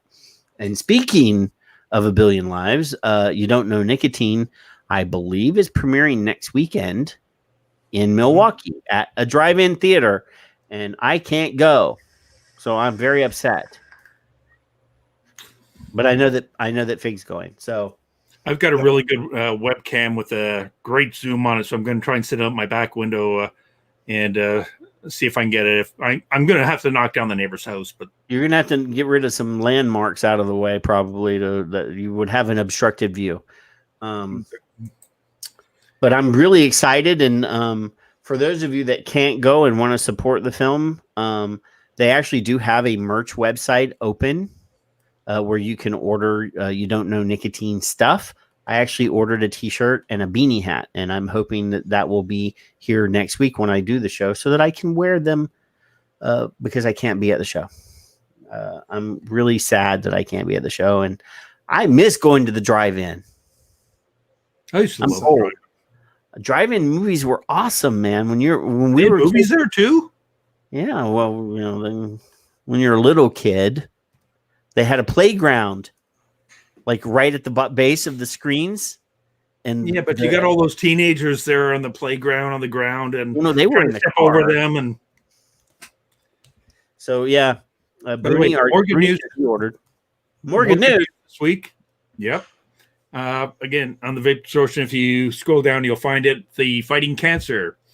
Vaping should be included as a harm reduction tool. The upcoming European Union's Beating Cancer Plan is a historic chance to improve public health in Europe. Comprehensive approach needs to include prevention and harm reduction. Well, it's important that lawmakers do everything they can to prevent people from starting smoking. It's equally important to support current smokers in their quest to quit. There's no tobacco nor tar in e-cigarettes, and many of the toxins in cigarettes are not present in e-cigarettes. While often intentioned, most newly proposed regulations, such as flavored liquid bans or higher taxes, would disproportionately harm smokers who are trying to quit. Lawmakers should include vaping in the plan as a harm reduction tool to prevent cancer. We know that the abstinence is not as effective as alternatives such as vaping. According to a 2019 study from Queen Mary University, London, of 100 smokers trying to quit cold turkey, only 3 to 5 succeeded. While according to the same study, vaping is even more effective for smoking cessation than nicotine replacement therapy and pharma NRT, like patches or gums. So there are even some of the EU cancer groups are saying, get people to switch to vaping. It makes sense. Yeah, and I mean, we got to be transparent here. This is actually published by the World World Vapors Alliance. But yeah, I mean, it was an interview with the EU in there. Yeah, so I mean, this is obviously, I'm glad to see that that we're getting positive news pieces out. I mean, this is like when Demetrius writes a news piece for his local papers. I mean, that's something that any one of us can do, is write an op-ed and try to send it to your local news people. And, they are supposed to make space for community engagement. I mean, that's part of the rules when it comes to being a news agency, is that you have to provide space for your community to participate in that. So that's a big deal. Not all good news this week, though. Fridley, Minnesota, they're pushing now for the flavor restrictions and T21 Monday night, Friday. The Fridley City Council voted 4-1 to restrict the sale of flavored tobacco products and to update existing tobacco ordinance. Now, flavored tobacco products, including menthol, will be sold in adult-only tobacco stores. That worries me when they say only tobacco stores, because they call us tobacco products, but they insist that you buy a tobacco license for a vape shop, but since you don't actually sell tobacco, you can't really be licensed. So they just want you gone. I actually pushed, and Demetrius has been very vocal about it. In a couple other states, the state groups actually pushed for a separate licensure. Yep. I've been trying to push that for 6 years, and people are saying, "Why? We don't need to. We aren't tobacco. It'll never be considered tobacco." Well, no, you don't want a tobacco license. You want your state to create a new program called a vaping license or whatever. And that's what they did in Tennessee and Arizona, and a couple other states tried this last session. And some you won't get it now though, because other places have already passed it as. Oh, we know we can pass as cigarette tobacco, so now we don't have to. And so, basically everyone said, no, it'll never happen. We don't need to bother. Then when it happens, well, we had no warning and now we can't get it changed. As I say, it can take 1 year to 2 years to create a law. It can take 10 years to change the law. And it takes a lifetime to undo the damage done by a bad law. Yep. Definitely. I'm actually scrolling through Vape Distortion just to see if there's the Cancer Society. They're starting. The Cancer Society there is starting to push for flavor bans and an anti-vaping agenda. The Real Clear Health one from yesterday. Actually, this is some. I mean, we've always been pushing for them to use the right nomenclature, the right language, the right verbiage, and to make sure that your policy is based on science, not ideology. And that's essentially what this piece is about. And this is realclearhealth.com. And I'm going to zoom in. I'm going to go rub it a little bit here, make it a little bit bigger.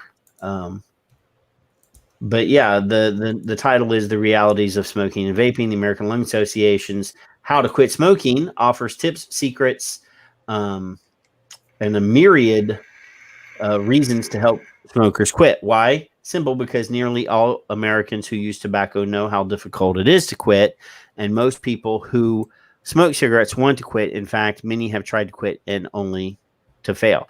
So the issue is, there's a difference between wanting to quit and wanting to quit.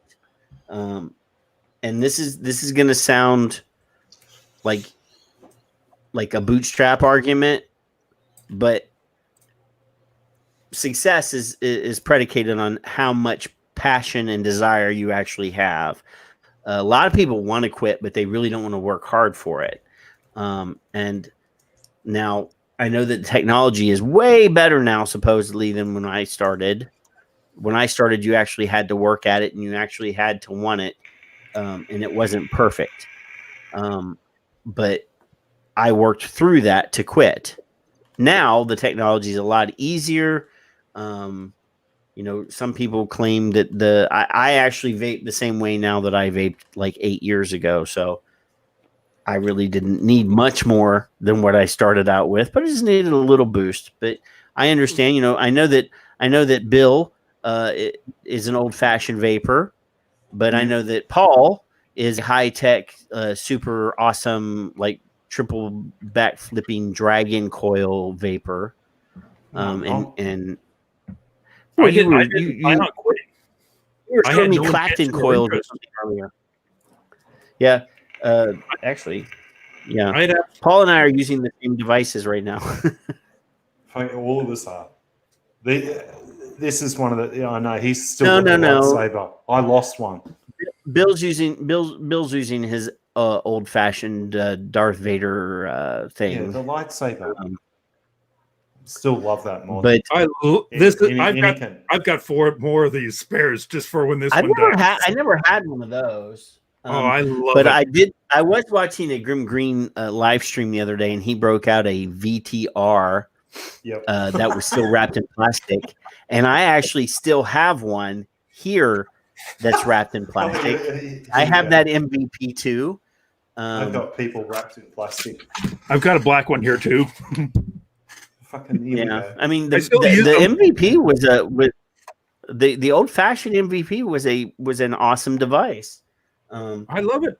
So if it works, it works. And if you're happy with an iClear 16 or with an Aero tank or a Vivi Nova or the 16s that I use, a CE4, if that works for you, then why do you feel like? I mean, we're always there's always like us that are willing to chase after the next new thing. I don't always chase after the next new thing. I do like devices. I do have a lot of devices, but I still vape. I mean, this is an Aries 2, which is essentially a K-Fun. I mean, it's a single coil I've got the tank. Aries on my 134. Yeah, I remember when Bill didn't even know how to build or didn't want to learn how to build. I tried building on so many different devices for so many years, and I finally gave up, like, screw it. And then they came out with the Aries set, the easiest thing to build on. I said, send me one. I'm going to prove you wrong. I'll show you how badly I can screw it up. First build, perfect. Second build, perfect. Third build, perfect. Actually, going, oh my God, like this thing was so easy to work with. And that changed my life for me. But when I started vaping, I had no intention of quitting smoking. I had no interest in quitting smoking. I'd given up trying to quit smoking. I went through gums. I went through lozenges. I went through patches. I went through acupuncture. I went through 2 sessions of laser therapy. And every time my cravings got worse and worse, I'd given up. When I started vaping, I figured if I can convince my brain to think that every 5th cigarette, I'll just grab one of these vape things instead, just suck on that for a bit. If that can replace a 5th cigarette, it'll save a bit of money.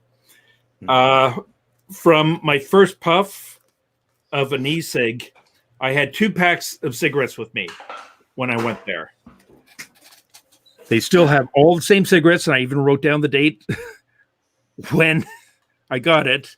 I keep them in my side drawer desk. I can pull them out, sniff them like that. No interest. And the reason I keep them, people are going, why do you keep them? I go, it's a reminder that thanks to the vaping, these don't interest me. They don't even attract me whatsoever. And I can pull it out. Anything else, if you'd had the gum and you had a cigarette nearby and you just went, one touch won't do anything, and then, oh, cigarette, I want it. That's one of the reasons why other things don't work. The vaping satisfies the pleasure zones. I started on 24 milligram nicotine. My preference now is 0, although now in BC we aren't allowed to vape 0. As a matter of fact, one of the labels, and this label would never be approved by Health Canada, but I'm hoping someday it will. You can't really see it, but it says intended for adult use only, keep out of reach of children in English and French. Health Canada would say, oh, that's not permitted to say that. And I'm hoping the store will put that on one of their e-liquids where they can have the zeros even even if it's only on the zero, because Canada, you have to have poison warnings, which is crazy because poisons don't have to have great big labels of poison warnings on the front. I've got detergents, I've got corrosive stuff. They don't have to put poison warnings. The only product, which surprised me, because I started going through everything in my house. I had my friend Chris go through his house. He couldn't find anything either, except one product that was made in the U.S., which had it, because they thought it had to have it. E-liquids here have to have a great big poison warning on them. This is poison. We haven't even got that far yet. We're not even allowed to have nicotine. They think we're a pack of kids down here. So BC isn't allowed to sell zero nic anymore, but I'm hoping one of the provinces will, and they put that on their zero nic label, intended for adult use only, keep out of reach of children. It sounds like it belongs in de porter des enfants, conçu pour usage pour adultes uniquement. The French version, we have to have English and French here. And I want to see Health Canada or any politician say, oh, but that's not an approved statement. So you're telling us that we should not be putting that it's intended for adults only and to keep it away from kids, and you're accusing us of marketing to kids? Yeah. The number one marketer, it makes no sense. The number one marketer of vaping to kids is ANTS groups. Yep. FDA, tobacco-free kids, real cost, which is all those people. Well, they get the best marketing campaign ever by putting posters in every bathroom across the United States in schools. Yeah. Oh, well, what's this? It's not a fucking USB device, you dickheads. I'm sorry. I don't believe anybody would look at a Juul or any other pod device and confuse that for a USB drive. I don't believe the last time you saw a 6-inch USB drive, if ever. I've been working with computers since 1973. I've never seen a 6-inch USB drive. I would be happy if apparently some of the staff did think that people were sending them Juuls when they got all those PMTA submissions on USB-A flash drives. In 1973, I was one.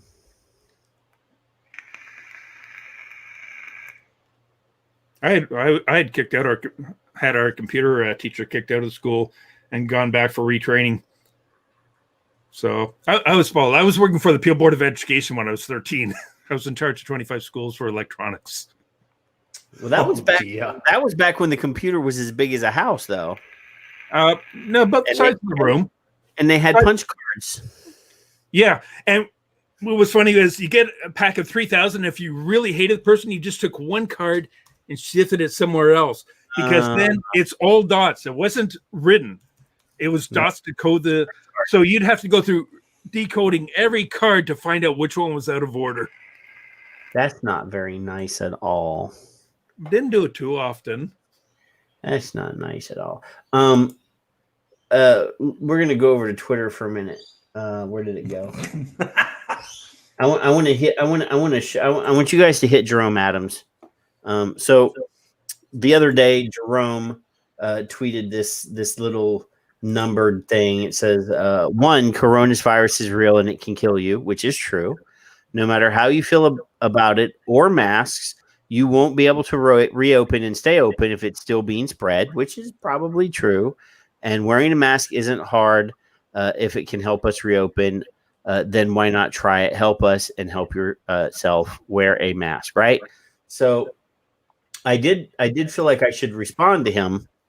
So I wrote a tweet. I said, 1, 480,000 Americans die every year due to smoking. 2, vaping is 95% safer than smoking and helps adults quit. 3, your refusal to accept these truths will cost American lives. And 4, flavors have been proven key to helping adults quit. I can make a list too, Jerome Adams. So, I feel like we need to continue to smash that fucker in the face as much as possible for his asinine behavior as Surgeon General. I mean, he has literally reduced the respect and value of that job since he's had it. So yeah, everybody should be going to Twitter and finding a random tweet that the Surgeon General has been preaching at Americans about, whether that's exercise or something. He tweeted a while back that his kids were embarrassed by him, and I said I agree with your children. But yeah, we need to continue to hammer that piece of shit and make sure that you put #FireTheSG at the end of your tweet, because we don't like him and we want him to go away. Back to Jurgensen though. Oh, what, you had something to say, Paul, about the Surgeon General? Yeah, the way I see the Surgeon General, he's the non-alcoholic version of a Surgeon General. He's got no bite at all. He's been carrying water for outside health agencies since he's been in that job.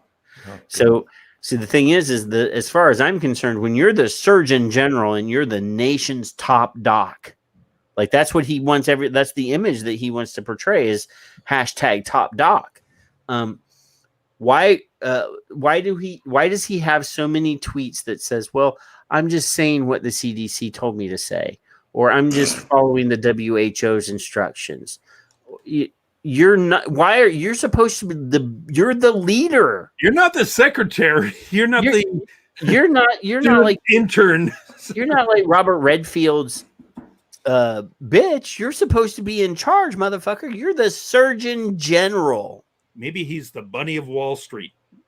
And what he is not that. I mean, we already know about his shares. We already know about that. He doesn't have shares.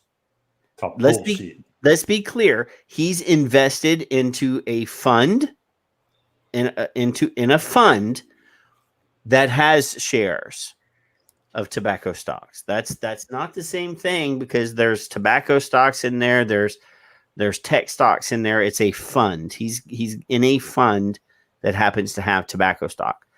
Well, he's making money off of that fund. Well, it's a trust as such, right? No. So It's a mutual fund, is what it is.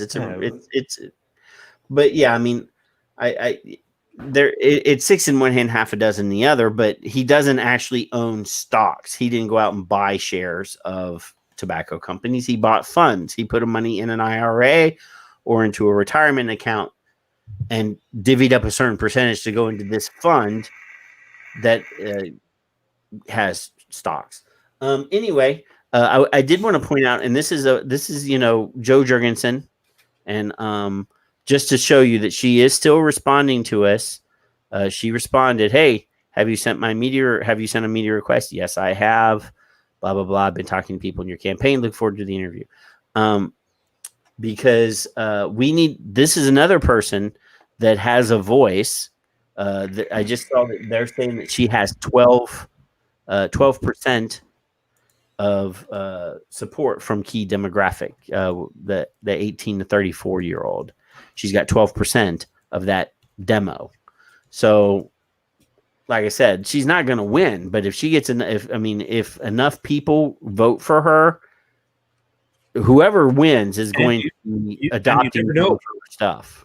And you never know, as Spike was saying, even in areas, even if they don't win, if people vote for their party in their own areas, some of them might be small enough to squeak through with a win and start getting some seats there.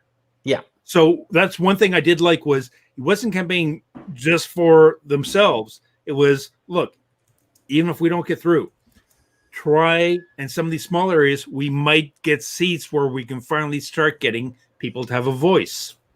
Yeah. And that's very true. So last week we talked about the Chicago City Council banning flavors, right?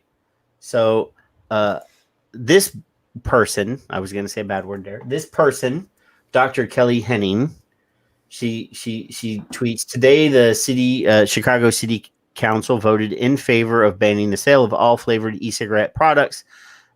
This action by city leaders is a victory for protecting kids' health." So, it's a retweet of a news piece from CBS Local in Chicago. So then I decided I would just see who this person is. So this person is a public health program lead at Bloomberg.org. working on road safety, tobacco control, obesity protection, and prevention. Hang on. What's road safety got to do with tobacco control? It doesn't. These are all of her areas: reproductive health, drowning prevention, and data for health. Right. So these are all of her areas that she's working on as a paid person by Bloomberg. Oh, great. You mean I got to empty that whole pool of PG in the backyard now? I got to take all that PG out of it? You don't be drowning in PG. So I did decide to tweet. I said, a doctor, expert on road safety and drowning prevention, celebrating a law preventing harm reduction. I'm sure you support seat belts and life preservers. Vaping is a seat belt for adult smokers, and flavors improve their success. I bet Bloomberg.org won't let you say that, Doc.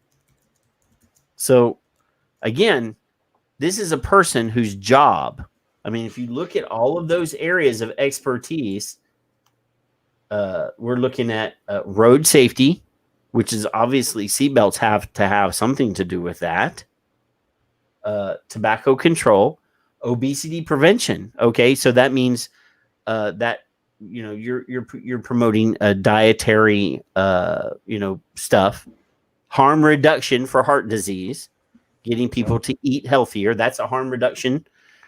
Reproductive health, which is not. I mean, obviously, unless they're talking about condoms, which, in addition to all the other harm reductions, condoms is harm reduction. Yeah. Drowning prevention. That's fucking life preservers, bitch. I mean, that's life preservers. And obviously, I have a problem with your seatbelt analogy, though. I mean, I think you're carrying it too far. Next thing you know, you're going to want cars to also be required to have brakes. I mean, where do you put the stop? You want cars to have seatbelts. You want them to have brakes. You want them to have horns. You want them to have lights just to drive at night. Yes. Maybe you don't want it. Maybe people are their eyes are tired from all the daylight and they like the darkness. But no, you're insisting we have lights and brakes on cars. I mean, do you realize if we remove the lights, the brakes, all those features, the seatbelts, we can really improve the economy for all the car repair shops, all the people who have to buy new cars all the time. Think of the funeral parlors.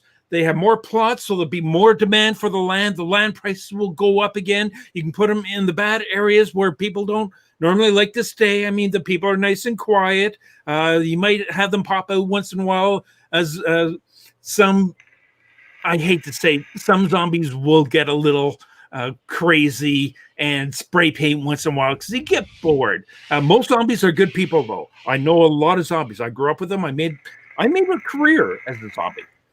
But all these things for safety, are you out of your mind? Are you trying to destroy it? What about the poor kids? You're trying to destroy their future by not letting that car repairman make his money, by having people have crossing guards and stoplights. Why not just let people go and mind their own business? Americans, we're North Americans. We should be able to do what we want. Who needs street lights and stop signs?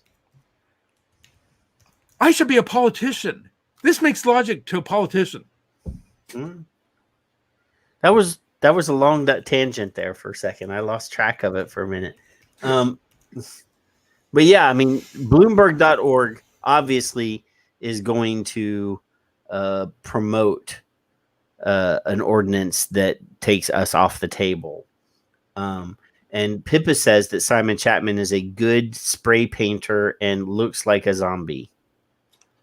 So maybe Chimpman in Australia might fit your analogy. No, we've got worse than Chimpman now.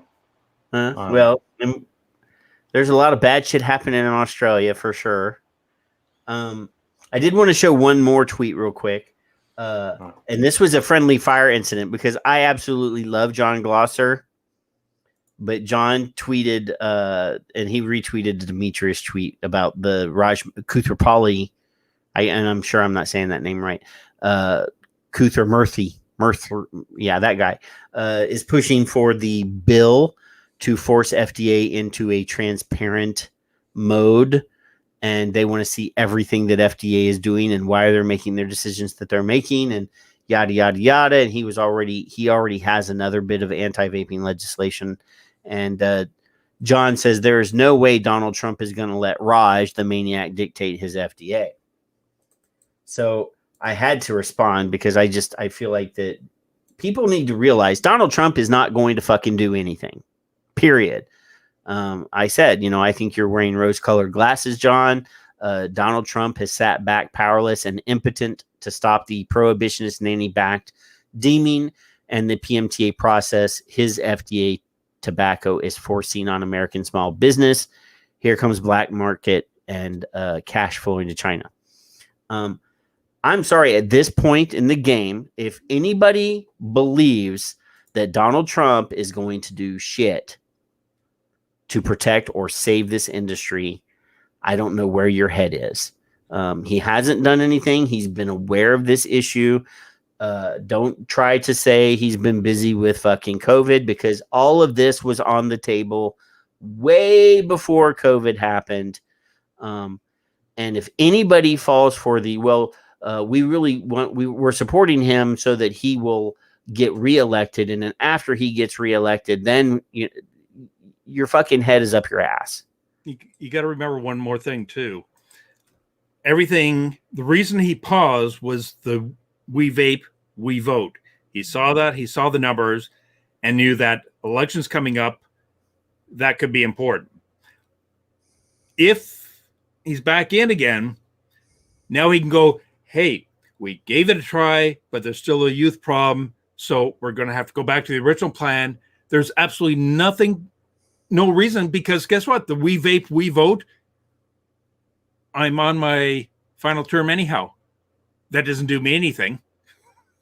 And so there's no reason for him to do anything except keep the peace at home for millennia and say, okay, fine, we'll ban this vaping. We tried it, good enough. Election's over. I don't think for whoever you want, but don't automatically just vote for, but he said he would save it and he's going to save us. No party is really going to save us. We've still got to do the work ourselves, and we haven't, and that's on us. No, there is absolutely no, there's no indicator. There's nothing that makes anybody with any brain in their head think that this guy is going. Plus, if he's the guy that's going to say, you know what, if you vote for me after I get reelected, I'll step in and save your business. That's months from now. Yeah. By that time, most businesses will be gone. They'll be fucking dead. Yeah. So vote for whoever you want, but and to be clear, there is a news piece that's been spread and shared with the headline that says Biden is going to ban vaping if he's elected president. And I'm not fucking defending Joe Biden. I'm just telling you, if you read the fucking article, if you do the thing that we criticize everybody, for not doing, we say, on this show, we've repeatedly said the headline does not match the content. And 99% of the news articles, if you read the damn article, he doesn't say that. No. What he does say is we are going to look at the science and we'll make a decision based on what the science tells us.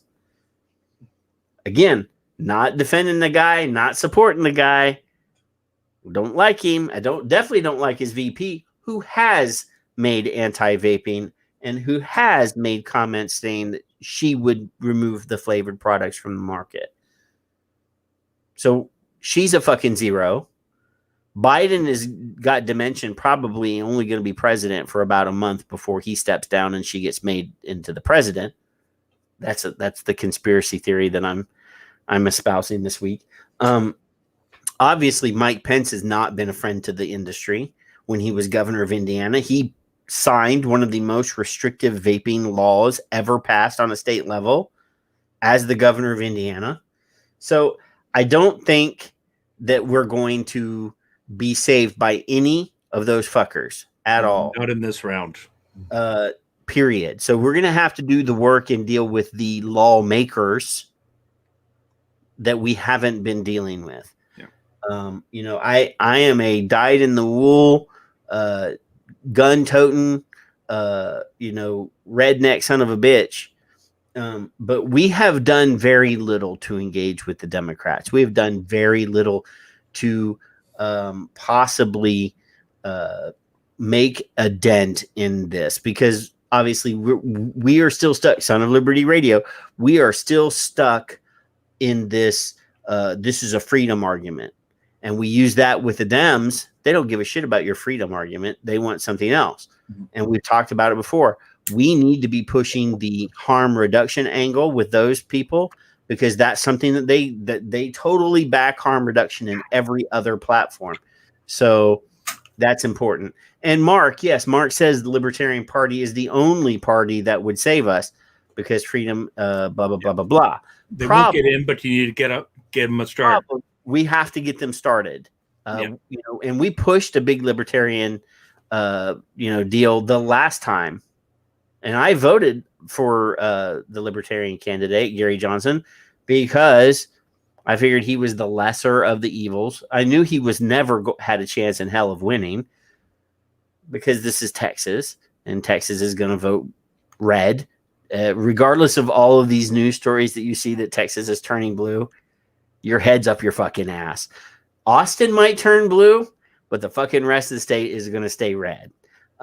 That's the way it's going to be. That's the way it's been for the last 5 or 6 cycles. And every election cycle, they say, oh, Texas is going to turn blue. It never fucking turns blue, because the rest of the state is not going to go that way. But yes, we definitely need to support the one candidate that's running that has said positive things about vaping. And that's the Libertarian candidate. That's Joe Jurgensen. Knowing that, and you're not throwing your fucking vote away, no matter what anybody says. When you vote for who you want or you support, you're never wasting your vote. You just have to realize they're probably not going to win. But if we give them enough support and enough votes, that will impact. It does grow for the next time, and the next time, like I said, that happened in Canada. We had the 2 parties, and now that third party that everyone said, they're a joke. Why waste a vote on them? They'll never catch on. Well, now 20 years later, guess what? They're actually one of the big 3 that everyone is the official opposition party now. And we've got a 4th one that is now starting to make headway and climbing up too. Give them a start. It's your hope. Now, one thing though, whether it's Democrat, Republican, Libertarian, Independent, ask around, find out the perspective. If you find one that is supportive of vaping, I don't care what party they're from, put your vote to them. Well, when it comes to state level and local level politics, the party affiliation is really a lot less important. It's more of because I know a lot of fucking Democrats that are running as Democrats that if you start looking at the way they vote and what their issues are, they're really not any fucking different than any Republicans. And a lot of politicians that ran in primaries and didn't win in one party turn around and run in another party just because they think they can get support and votes. So don't forget, even if you don't like that party like it's, no, we're strictly Republican, we will never vote Democrat. We're strictly Democrat, we will never vote Republican. Forget that. If you find someone who is pro-vaping, if it's at a local level, give them that. It doesn't mean, don't forget, you can go different parties for state and local. There's nothing wrong with that. We do that here a lot. Well, here, if you're a registered Republican, then you get the Republican ballot. There are 2 different ballots in Texas. Not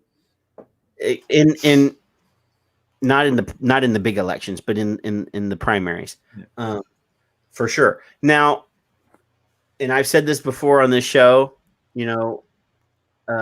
I am not a single issue voter, and very few people are. Very few people are. There are a lot of people that say they are, but then you start quizzing them. I was on a show about a month ago, another vaping show, and there was a guy on there that was like, I'm a fucking single issue voter. And I'm like, oh, really? So if there's a candidate that's pro-vaping, but doesn't want you to have guns, says that he's going to pass legislation to restrict gun ownership, are you going to vote for that guy? Or if there's a pro vaping candidate that is anti-gay marriage, and you claim that you want people to be able to do everything and anything they want to do, are you going to vote for that guy? If you're staunchly pro-life, but you got a candidate that says, you know what, I'm pro-vaping, but I'm gonna pass laws that make it easier for young people to have abortions, are you gonna vote for that guy? So the single issue voter thing is really important, but there are a lot of different topics that we fit into or fit around, and there are very diverse beliefs and support for different things. Because I'll tell you, my right to bear arms is really important to me. And if there was a pro-vaping politician that was anti-gun, I might have to think about that really hard before I cast that ballot. So yeah, I mean, let's be honest about this. And I'm not telling you to vote for somebody just because they're pro-vaping. Because there's all sorts of other nasty shit that comes along with each one of these fucking politicians. At least give her consideration, though. Yeah, definitely. But yeah, it's really hard. It's really hard when we have vapors of every political persuasion. We have vapors of every lifestyle, every color, every different thing. There's so many different groups that we are, because obviously smokers come from every demographic, every political persuasion, every color, every religion, everything. Living and dead. To tell people, well, you have to pick your candidate based on this one thing. A lot of people are going to definitely have to, vote with their heart, and definitely think about all of the other things that candidate stands for. If I lived in California when Duncan Hunter was running, after I spoke to that guy, there's no way in fucking hell I would have voted for that guy. And I sat at a table one-on-one with that guy and talked to him, and there was no way. There was absolutely no way I would have voted for that guy if I lived in his district. No fucking way. So yeah, if it comes down to it, and there's a politician that I agree with on everything that I find important, I'm going to vote for that guy. If there's a guy that's out there that agrees with me on half the stuff, I have to think about that. But that's the thing, is you need to find out what your candidates stand for. What are their thoughts on vaping? What are their thoughts on gun control? What are their thoughts on abortion or religion or all of those things? Find out how open-minded they are. Yeah. And I saw somebody post, and this was in one of the war rooms, one of the Twitter war rooms. Somebody asked a question. Has anybody compiled a list of pro-vaping politicians? And nobody has. There's no comprehensive list of politicians that have voted or will, they haven't even questioned them. As constituents, it's your job to call your candidates. It's your job to call your politicians and ask. And you got to remember too, for a lot of these surveys and polls and everything, a lot of them cannot declare openly, even if they kind of agree with vaping, they might not be able to, because of party line. We must all be on the same page. Same thing as with the vapors haven't been. We haven't been on the same page, and look where it's gotten us. We've become a mess. Yeah. So, the definition of insanity is doing the same thing over and over again and expecting different results. We've been doing the same thing over and over again. So, Vaping does have health benefits, though. Do you want to see a picture of me when I was a smoker and see if there's a difference? Yeah. Oh, that really did. That actually is me when I was a smoker.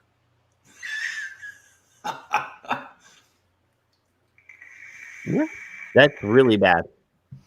So you need to get some work done, sir.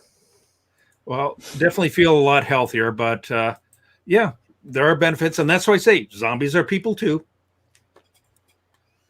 Just because we like to nibble on some friends once in a while, I mean, shouldn't be held against us. There's Before nothing you wrong close with the show, nibbling on friends. I don't know how long you're going, but on the vape distortion, scroll down to deceptive legislative double standards used against nicotine and e-liquid vapor products. That's the article by Michelle Minton. Yes. And it's definitely got to at least give that a mention because it was brilliantly written. Well, and obviously, we love Michelle. She's was just on the show about a month ago, right? Something like that. 2 weeks ago, 3 weeks. 2 weeks. Yeah. So anything that this young lady writes is well researched. It's well written. So definitely, but yeah, I mean, this is an actual like a research paper. This is you read her stuff and it's easy to read, but you got to realize that her stuff is academic. Like her stuff is published in research journals and obviously the CEI journal, and it's written in the format of a actual academic paper. So there's a introduction and explanation and everything. So definitely go give that a read for sure, because I'm not going to sit here and read it. It's a long read. It's a good read though. And there is an actual link to download it in a PDF file. I did pass that link while I was scrolling. It's at the very top. Fast scroll. Yeah. So Patrick put it in the chat. Yeah, definitely so right here to download the document as a PDF. Yeah. So you can actually download it onto your e-reader and read it. Because we definitely love Michelle Minton. Yes, and she has a wonderful piece. What's really funny though about that Fear Profiteers piece, Mark is bringing that up. Last year at the VTA Summit in Austin, they had and I don't know what her name is now, but they had a college professor from one of the Texas universities had written a piece, and it was essentially the same topic, the Fear Profiteers topic. It was very similar to this piece. Plus, hers was multimedia and it had pictures and stuff. But and there's a documentary. What's the name of that documentary, Bill? That was on Netflix. Not Merchants of Doubt. Well, Merchants of Death is a good one. If you haven't watched it, definitely watch that one. Yeah. But so many that I've been catching on Netflix lately. Yeah, there was like 5 or 6 vaping documentaries all hit Netflix at the same time, and they wouldn't put A Billion Lives on there for some reason. I know that had some, but everybody that hasn't already, and I know A Billion Lives is free on Tubi or one of those streaming services right now. Hulu, I think. Go to fucking Amazon and just buy it. Buy it. For the $10, buy it. Yeah. That gets, Aaron's support, and obviously we're going to be doing a show on Sunday evening or Sunday night with Australia. Vaping Bogan and Paul will be on, and we're going to be talking about what's going on in Australia. I don't want to really talk about it tonight because then we won't have anything to talk about on Sunday. and I want all of you guys to come on because they need our support. Bogan is putting together a fundraiser, but you can donate money directly to was it Athra or yeah, it's legalized vaping Australia. Legalized Vaping Australia. But I'll put a link. I'll put a link in the chat. Every dollar that they get, every American dollar they get is really good because American dollar is pretty strong in Australia. Yeah. Whether you like it or not, whether you do business in fucking Australia or not, what happens there happens here. What happens here happens there. And if we lay on our side or on our ass and do nothing, while vaping is threatened and smokers are fucking, sentenced to death in Australia, whether vapors no longer can be able to get product and be able to continue to vape and go back to smoking, we should be fighting with them. We should be supporting their efforts. So we're going to do that show Sunday. So definitely come back Sunday, and we're going to be on all the same platforms that we normally are. All I'm going to say is that the 23rd of September, there's a decision being handed down by the TGA, or the Therapeutic Goods Administration.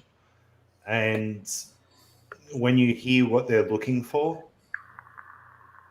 I think most of the United States will be mortified, because if they want to go down this pathway, it's a very, very rocky road. Mm-hmm. Everything is not in play for it. Yet we knocked Greg Hunt on the head with what he came up with, wanting to openly ban nicotine imports back in June, July. Now we thought we had until January, and then this springs out of absolutely nowhere. Absolutely nowhere. And apparently there's an option there, or an opening for public consultation. But Greg Hunt, our illustrious health minister, hasn't even wanted to sit down with the industry, or the community for that matter, or listen to anything THR whatsoever.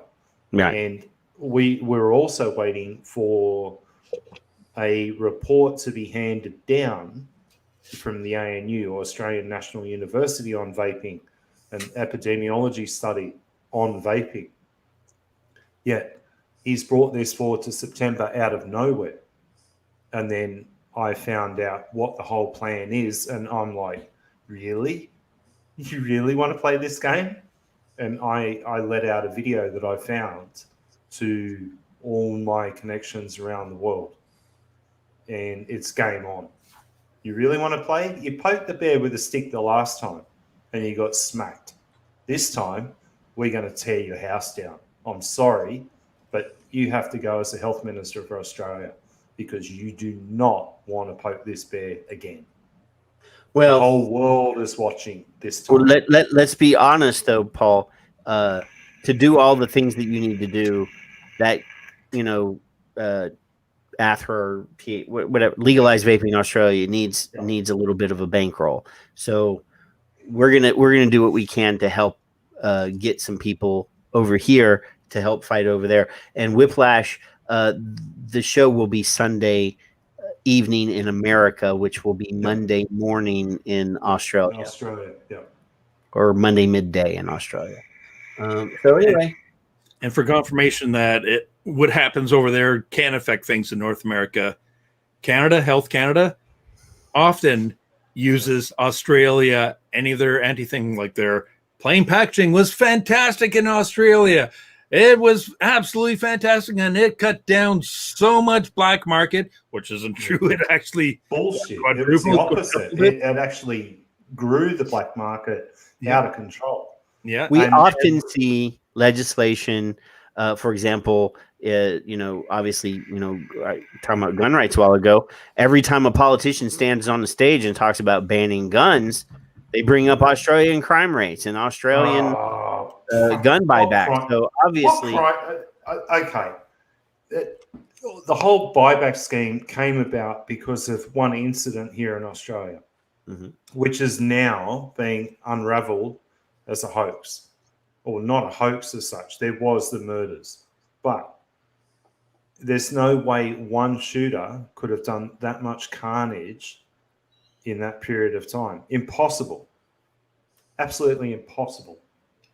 So, I'm sorry. I'm sorry to all my friends in the US, but yeah, don't look to our government for fucking help. We got a Muppet running the show here right now. And obviously Stanton Glantz, that was the news last week. Stanton's retired or retiring. And I saw a lot of people that were like celebrating, and I'm like, you do realize that he's not going anywhere. And he's literally of the anti-vaping funds in grants.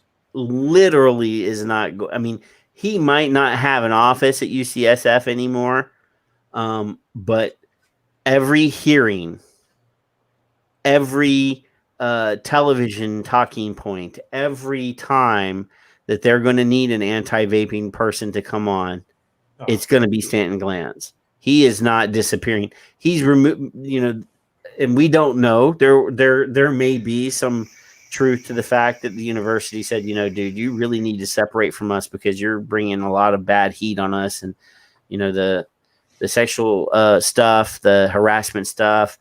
A couple of your studies have had to be retracted now. You might need to be a figurehead now. You might need to be a spokesperson.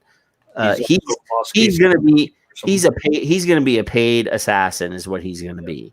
He's gonna fucking, he would enjoy it. That's the role he loves. And he's still in charge of millions and millions and millions in grant dispersals. Yeah. He's already targeted for anti-vaping groups. Yeah, he's not going anywhere. He's going to be where literally that just gives him the freedom and we've already highlighted the fact that he is traveling the world. Before COVID, actually, he was traveling the world. He was in New Zealand I still TV say in that New he was Zealand. here.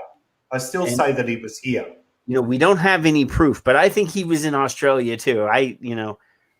It's not that far away, and it doesn't. Loves the spotlight. But he was on TV in New Zealand when New Zealand started opening up and being a little bit more pro vaping. He was on fucking TV in New Zealand, basically saying this was a stupid decision and blah blah blah. So don't believe that he's gone. He is not fucking gone. He's just moving into. I sort of think Matt Myers might be retiring, and he might be taking Matt Myers' job. What? Matt Myers campaign for tobacco. Yeah, I know. But seriously? That it's a possibility. I can't see Glantz heading any organization. He may not be head, but I think he's going to be a talking point. I think he's a talking head, is what he's going to be. He's sarcastic. For a number of groups. He's sarcastic. He's got a telepresence, even though he looks like some dirty old uncle. Like when he's on TV, like he doesn't clean up. Like when he goes on TV, doesn't even brush his fucking hair. But when he gets up there, people watch him. Again, making fun of people with hair. No, I was making fun of hair. He had hair. You have no hair. I know. I'd love even messy hair. Don't remind me, Junior. Well, Paul's growing some hair now. You see that, right? Well, he's still a young kid. I don't know. I think he's close to your age. You're like 70, right? It's 60. I only look 80. You've only got a couple of years on me, Bill, so don't worry about it. Let's do our closing thoughts. Let's say goodbye to these people. Paul, you want to go first? No, let Bill lead off. Bill, you want to go first? I haven't given Paul a chance to talk almost all night. Let Paul go first. Don't worry, I'm going to be doing enough talking with Bogan. Yeah, we're going to have another show for him to go off. I'm just going to turn the show on and let them go at it. We're just going to bitch and scream and yell at people. Be kind to zombies. Be kind to your kaiju. Patrick, one of these days we got to have a kaiju. We might do one. But I want Phil on it too. I want him to start getting involved and find out what the hell we're talking about, and the difference between the English dub version and the proper Japanese original, which I cannot watch the English dubbed ones. Even Attack of the Mushroom People, I can't watch the English version. We're gonna do a Space 1999 show too. I've got the whole collection. I can go through that again, and I've got the entire UFO collection. A whole show on Jerry. Just we'll do a whole show. Oh, Sounds good. As for the vaping politics, talk to your candidates. Don't think, well, I only vote for this party. Don't lock out your mentality for anyone else. For those who say, oh, it'd be a waste of vote to give it to somebody else, even if they support vaping and I don't like either of these two I may as well not vote at all. Think about it, because until you start giving a third party even a chance, you will never have a third party and you'll always be stuck with the same two regardless. So it's a starting point. If nothing else, it's not a waste of vote. They might not win, but it's not a waste of vote. And in some small areas, they might get in. Pay attention. What happens in one area can happen in another. In BC, Canada, we're now getting the flavor bans. Vape shop I've gone to for 6 years straight. He's kept me off smoking. He has a huge roster of seniors. With the flavor ban there, his shelves now are almost empty. And his biggest thing is because he has so many seniors that come in, like 70, 80, and 90-year-old who had been smoked 50 years and switched to vaping and have loved it. Yeah, that's a picture of his shelves now. His concern is those seniors are terrified that they're going to have to go back to smoking. And they're going, we're not going to have long to live. But if we've lost the vaping, we have to go back to smoking. Our lives are going to be shorter. And they are terrified. And it is eating them up. And I'll tell you, Chris, the guy at North Island Vapor, he is the epitome of ethics and doing things right. And that's one of the reasons why I've gotten along with them so well over these years. It's happening. They're using, while they did this in California, they did this in New York, we should be doing it too. We're taxed 20% on top of all the other taxes. We've now lost our flavors.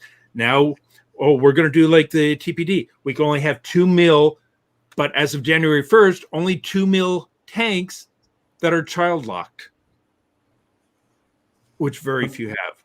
We're a small market. We aren't going to get it. We know the industry is about to die here. It can happen. It spreads. Health Canada is using the FDA and CDC reports for their agenda. They're using the tobacco reports for the plain packaging for tobacco to pass it there. And guess what? In the States, you now have, they're using it in Australia, and Canada is pushing for plain packaging tobacco. We should do that for vape products. And they're looking at doing that here, and they're looking at it in a number of states. So it does spread. Precedence is the most dangerous thing. And negative precedence will pass negative anti-vaping regulations regardless of facts, and they'll pass it fast. When we have positive things like Florida and so on, that's a fantastic precedence. But we only get a minuscule use out of that compared to anything negative. So pay attention to what happens everywhere. And that's what I try and do on Vape Distortion. That's why I cover international. And Australia, when Paul's on, pay attention, because whatever's used there, guess what? It passes there. You can bet the politicians in the US, in Canada, everywhere else will be going, hey, you know what? They passed it. We can use that as proof that we should pass it too. So that's why the fight is global, not just local. Polly. Hello, people. I can't call anyone my servants yet. One day I will. Haha. I'm going to come back as a cat. Make sure that you do tune in to this special show that we're doing regarding Australia. I hope that Australia is not being used as a petri dish for the rest of the world, because that's what it's starting to look like. Yep. The draconian system that we have here in play already, we have to import our nicotine to add to our liquids. We can't talk about any of the health benefits regarding vaping whatsoever. And that's for all the shop owners, distributors, anyone here. We know that we can't do that, but we still do. We point them in directions where they can find information. When Legalised Vaping Australia was formed, it became a turning point for the industry here, where there was a lot of information, a lot of very good information put into the one place. We also have Dr. Colin Mendelsohn heading up ATHRA. We also have Dr. Alex Wodak. A couple of years ago, we had Attila Danko, but he went down a different pathway. What we're trying to do now is raise awareness. Yes, we do need a fighting fund, because the 23rd is going to be the turning point here in Australia, or the tipping point. They wanted a war, they're going to get a war. And the world is actually watching us because of the laws we've had here up until now. Our tobacco taxes are through the roof. A regular packet of cigarettes, you're looking at, $30, $35 Australian. That's just for a regular pack of 20s. When you start getting up into the higher ranges, you're looking at $50 to $75 a packet, which is ludicrous. They think that hiring the taxes is going to drive the market away. It's quite the opposite. When we have 25 million people here roughly in Australia, and when they're pulling in $18 billion a year in tobacco taxes alone, you know that once we start diving in and taking away from that, but then we also have pharma. Pharma is also hurting because people aren't buying their patches and their gums and their hoo-ha gadgetry that doesn't work. We know that the science is pretty damn solid by now after 10 years. And it was only because of stupidity in the United States and the THC market that people died. We don't use any of those products in this industry. And all we're trying to do is help people get off the cigarettes. That's all we're trying to do. It's not a very good model. You're a smoker, you come over to vaping, you vape for a while. Most people actually give away vaping after 12, 18 months, but people like us that actually enjoy or need nicotine in their lifestyle will keep vaping. And they're not going to take away what became a life-saving alternative to me. Good luck. They'll have to pry it out of my hands, and I will go to any lengths, and I'll wear a pirate hat, pirate flag proudly to help my friends anywhere in the world give up combustibles. But please tune in when we do this show with Sam. Patrick's wanted Sam on for quite some time. And to have Bogan and I on the same screen together, we're two of Australia's biggest advocates on the world platform. We might be outspoken, but we do our research and we call it for what it is. And we're not afraid of taking names at the door and knocking your head off with a baseball bat either. So please, take care and keep your eye out for what's in the pipeline, because we're loading the cannons, hoisting the sails, and we're about to cause absolute chaos here in Australia. Chaos, he says. Chaos. I just want everybody to realize about a year ago, maybe a little bit over a year ago, the head of the FDA at the time, Scott Gottlieb, alluded to the fact that they may open a pharma pathway for these products. And a little over a year later, Australia is moving forward with that same exact pathway that he alluded to. So the idea that what happens there doesn't affect us, or what happens here doesn't affect other places, I think by now we have enough evidence to show that, yeah, what happens in one place definitely goes to another place. We've seen it on a smaller scale here. What happens in one state, the dominoes start to fall, and that crappy model legislation moves from one state to the next. So it's important for us to look outside of the fishbowl, and that's why we do try to talk about what's going on in other places here, because it's nice to know what our brothers and sisters are having to deal with in other places. Obviously, we have our own problems here. I mean, I just saw today, somebody sent me a screenshot. At least one e-liquid line in the United States, or one e-liquid PMTA that had been accepted, has moved through the filing stage and is being passed into substantive review. So there was some question last week when Amanda was on the show whether there was such a thing as a filing stage. It is on FDA slides, and it was on the FDA letter that was shared today. So we know for a fact that they are there is a step between acceptance and substantive review.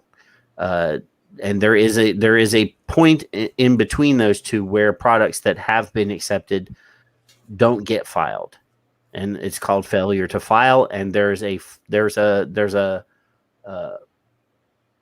page on the FDA's website that shows you how many prior to this point PMTAs that have been accepted and filed, and accepted and did not file. So we know that at least one has moved past that and is now in the substantive review. So we do have some movement. We do have some hope, because obviously we've seen at least one product has been moved to that stage. So let's congratulate those people that are moving forward, and let's hope and pray that more products go through that and get to the filing, and through the filing and to the substantive review process, because we want as many of these products to continue to be available on the market. We're not done fighting. Obviously, there's a long road to hoe, and we're going to do that. We're going to be here. We're going to be here even after doomsday, if doomsday happens, because it is our mission to make sure that we help as many people become smoke-free as possible. The name of the fucking network is Smoke-Free Radio. So that is what we're going to do. We're going to make sure, regardless of what bullshit laws, happen, it is our responsibility to help each other. And we're going to do that. So we're going to be back in just a day or so, because we're going to do a special Sunday evening show or Sunday night show here in America, Monday midday show in Australia. You guys look at your time charts and we'll figure out what we're going to do. There probably will be another show at the beginning of the week, because Tony Abood from VTA has requested us to do a show with him so that he can discuss what VTA is doing. So he's making the rounds and wants everybody to know. I know for a fact that they opened their individual membership to plain folks like us that want to join. I think it's like $25 a year. If you got $25 and you want to become a member of the VTA, go to the VTA's website and follow the clicks and go through and donate your $25 or pay your $25 and you become a member of VTA. Every dollar is important right now. And I guarantee you that everybody that's fighting is looking at their coffers and realizing that there's a big fight ahead, and everybody's going to need a little extra cash so that we can fucking fight for this industry and protect this industry. So, I've never been a big fan of consumers ponying up, and other than buying product. But at this stage in the game, we might have to do that. We're at the stage where, we've got to continue those efforts in DC. We've got to continue those efforts in the state capitals. And if fucking state groups want to open individual memberships to pay for their lobbyists, it's important. I'm at the stage now. I've been kind of critical about this, but I'm at the stage now where, you know, consumers might have to pony up a little bit so that we can continue to save smokers' lives. But anyway, we'll see you in the day or so. And, you know, we're going to be here. We're going to do our best to bring every bit of content that we can to you guys. If you have Amazon Music, go and do a search for Smoke Free Radio Network. And I think there's a follow button where you can follow on Amazon Music. You know, if you want to listen to the audio, or if you're, you know, want to have something to listen to in the car, if you've got a commute, listening to our shows might be one of those things that could be fun for you. You never know. But I love you guys. Stay out of trouble. Go and hug your kids and kiss your wife and have a good weekend. And we'll see you on Sunday. We're out. Have a good one. Bye. I am the master of my fate. I am the captain of my soul. We're exporting a whole lot of really bad and dangerous rhetoric, bad research, and unfortunately it's being picked up and amplified in other countries. It's the same battle, Mr. Myers. We've been at it before. They want to addict these kids, this time to an e-cigarette, which has a chemical that's addictive. We know what it leads to. Sadly, it leads to tobacco addiction, disease, and death. I'm going to get you addicted to nicotine. I have a customer for life. We have hundreds of cases nationwide where people have gotten sick or died using these devices. Look what they're trying to do. All the delicious flavors of e-cigarettes are poison. They're not people giving up smoking. They're not people that ever smoked before.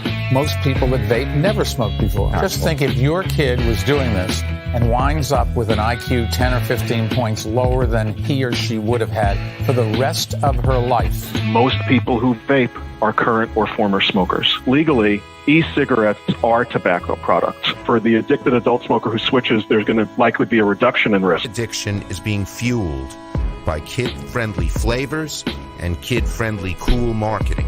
It is outrageous that these companies specifically market their bad products to kids.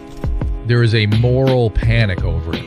There is a moral panic, and they can't find anything wrong with it, so they're hell-bent to find something. We're worried that, in fact, a lot of members of the public still think that using an e-cigarette is as harmful as smoking a cigarette. So, I mean, I have said that it would be tragic if smokers didn't quit and carried on smoking because they hadn't tried an e-cigarette, because they were worried about the safety of an e-cigarette. The most disheartening thing is still the anti-choice rhetoric, the desire to enforce this quit or die mentality and refuse to allow individuals to reduce their risk unless they're willing to give up everything. I am the master of my fate. I am the captain of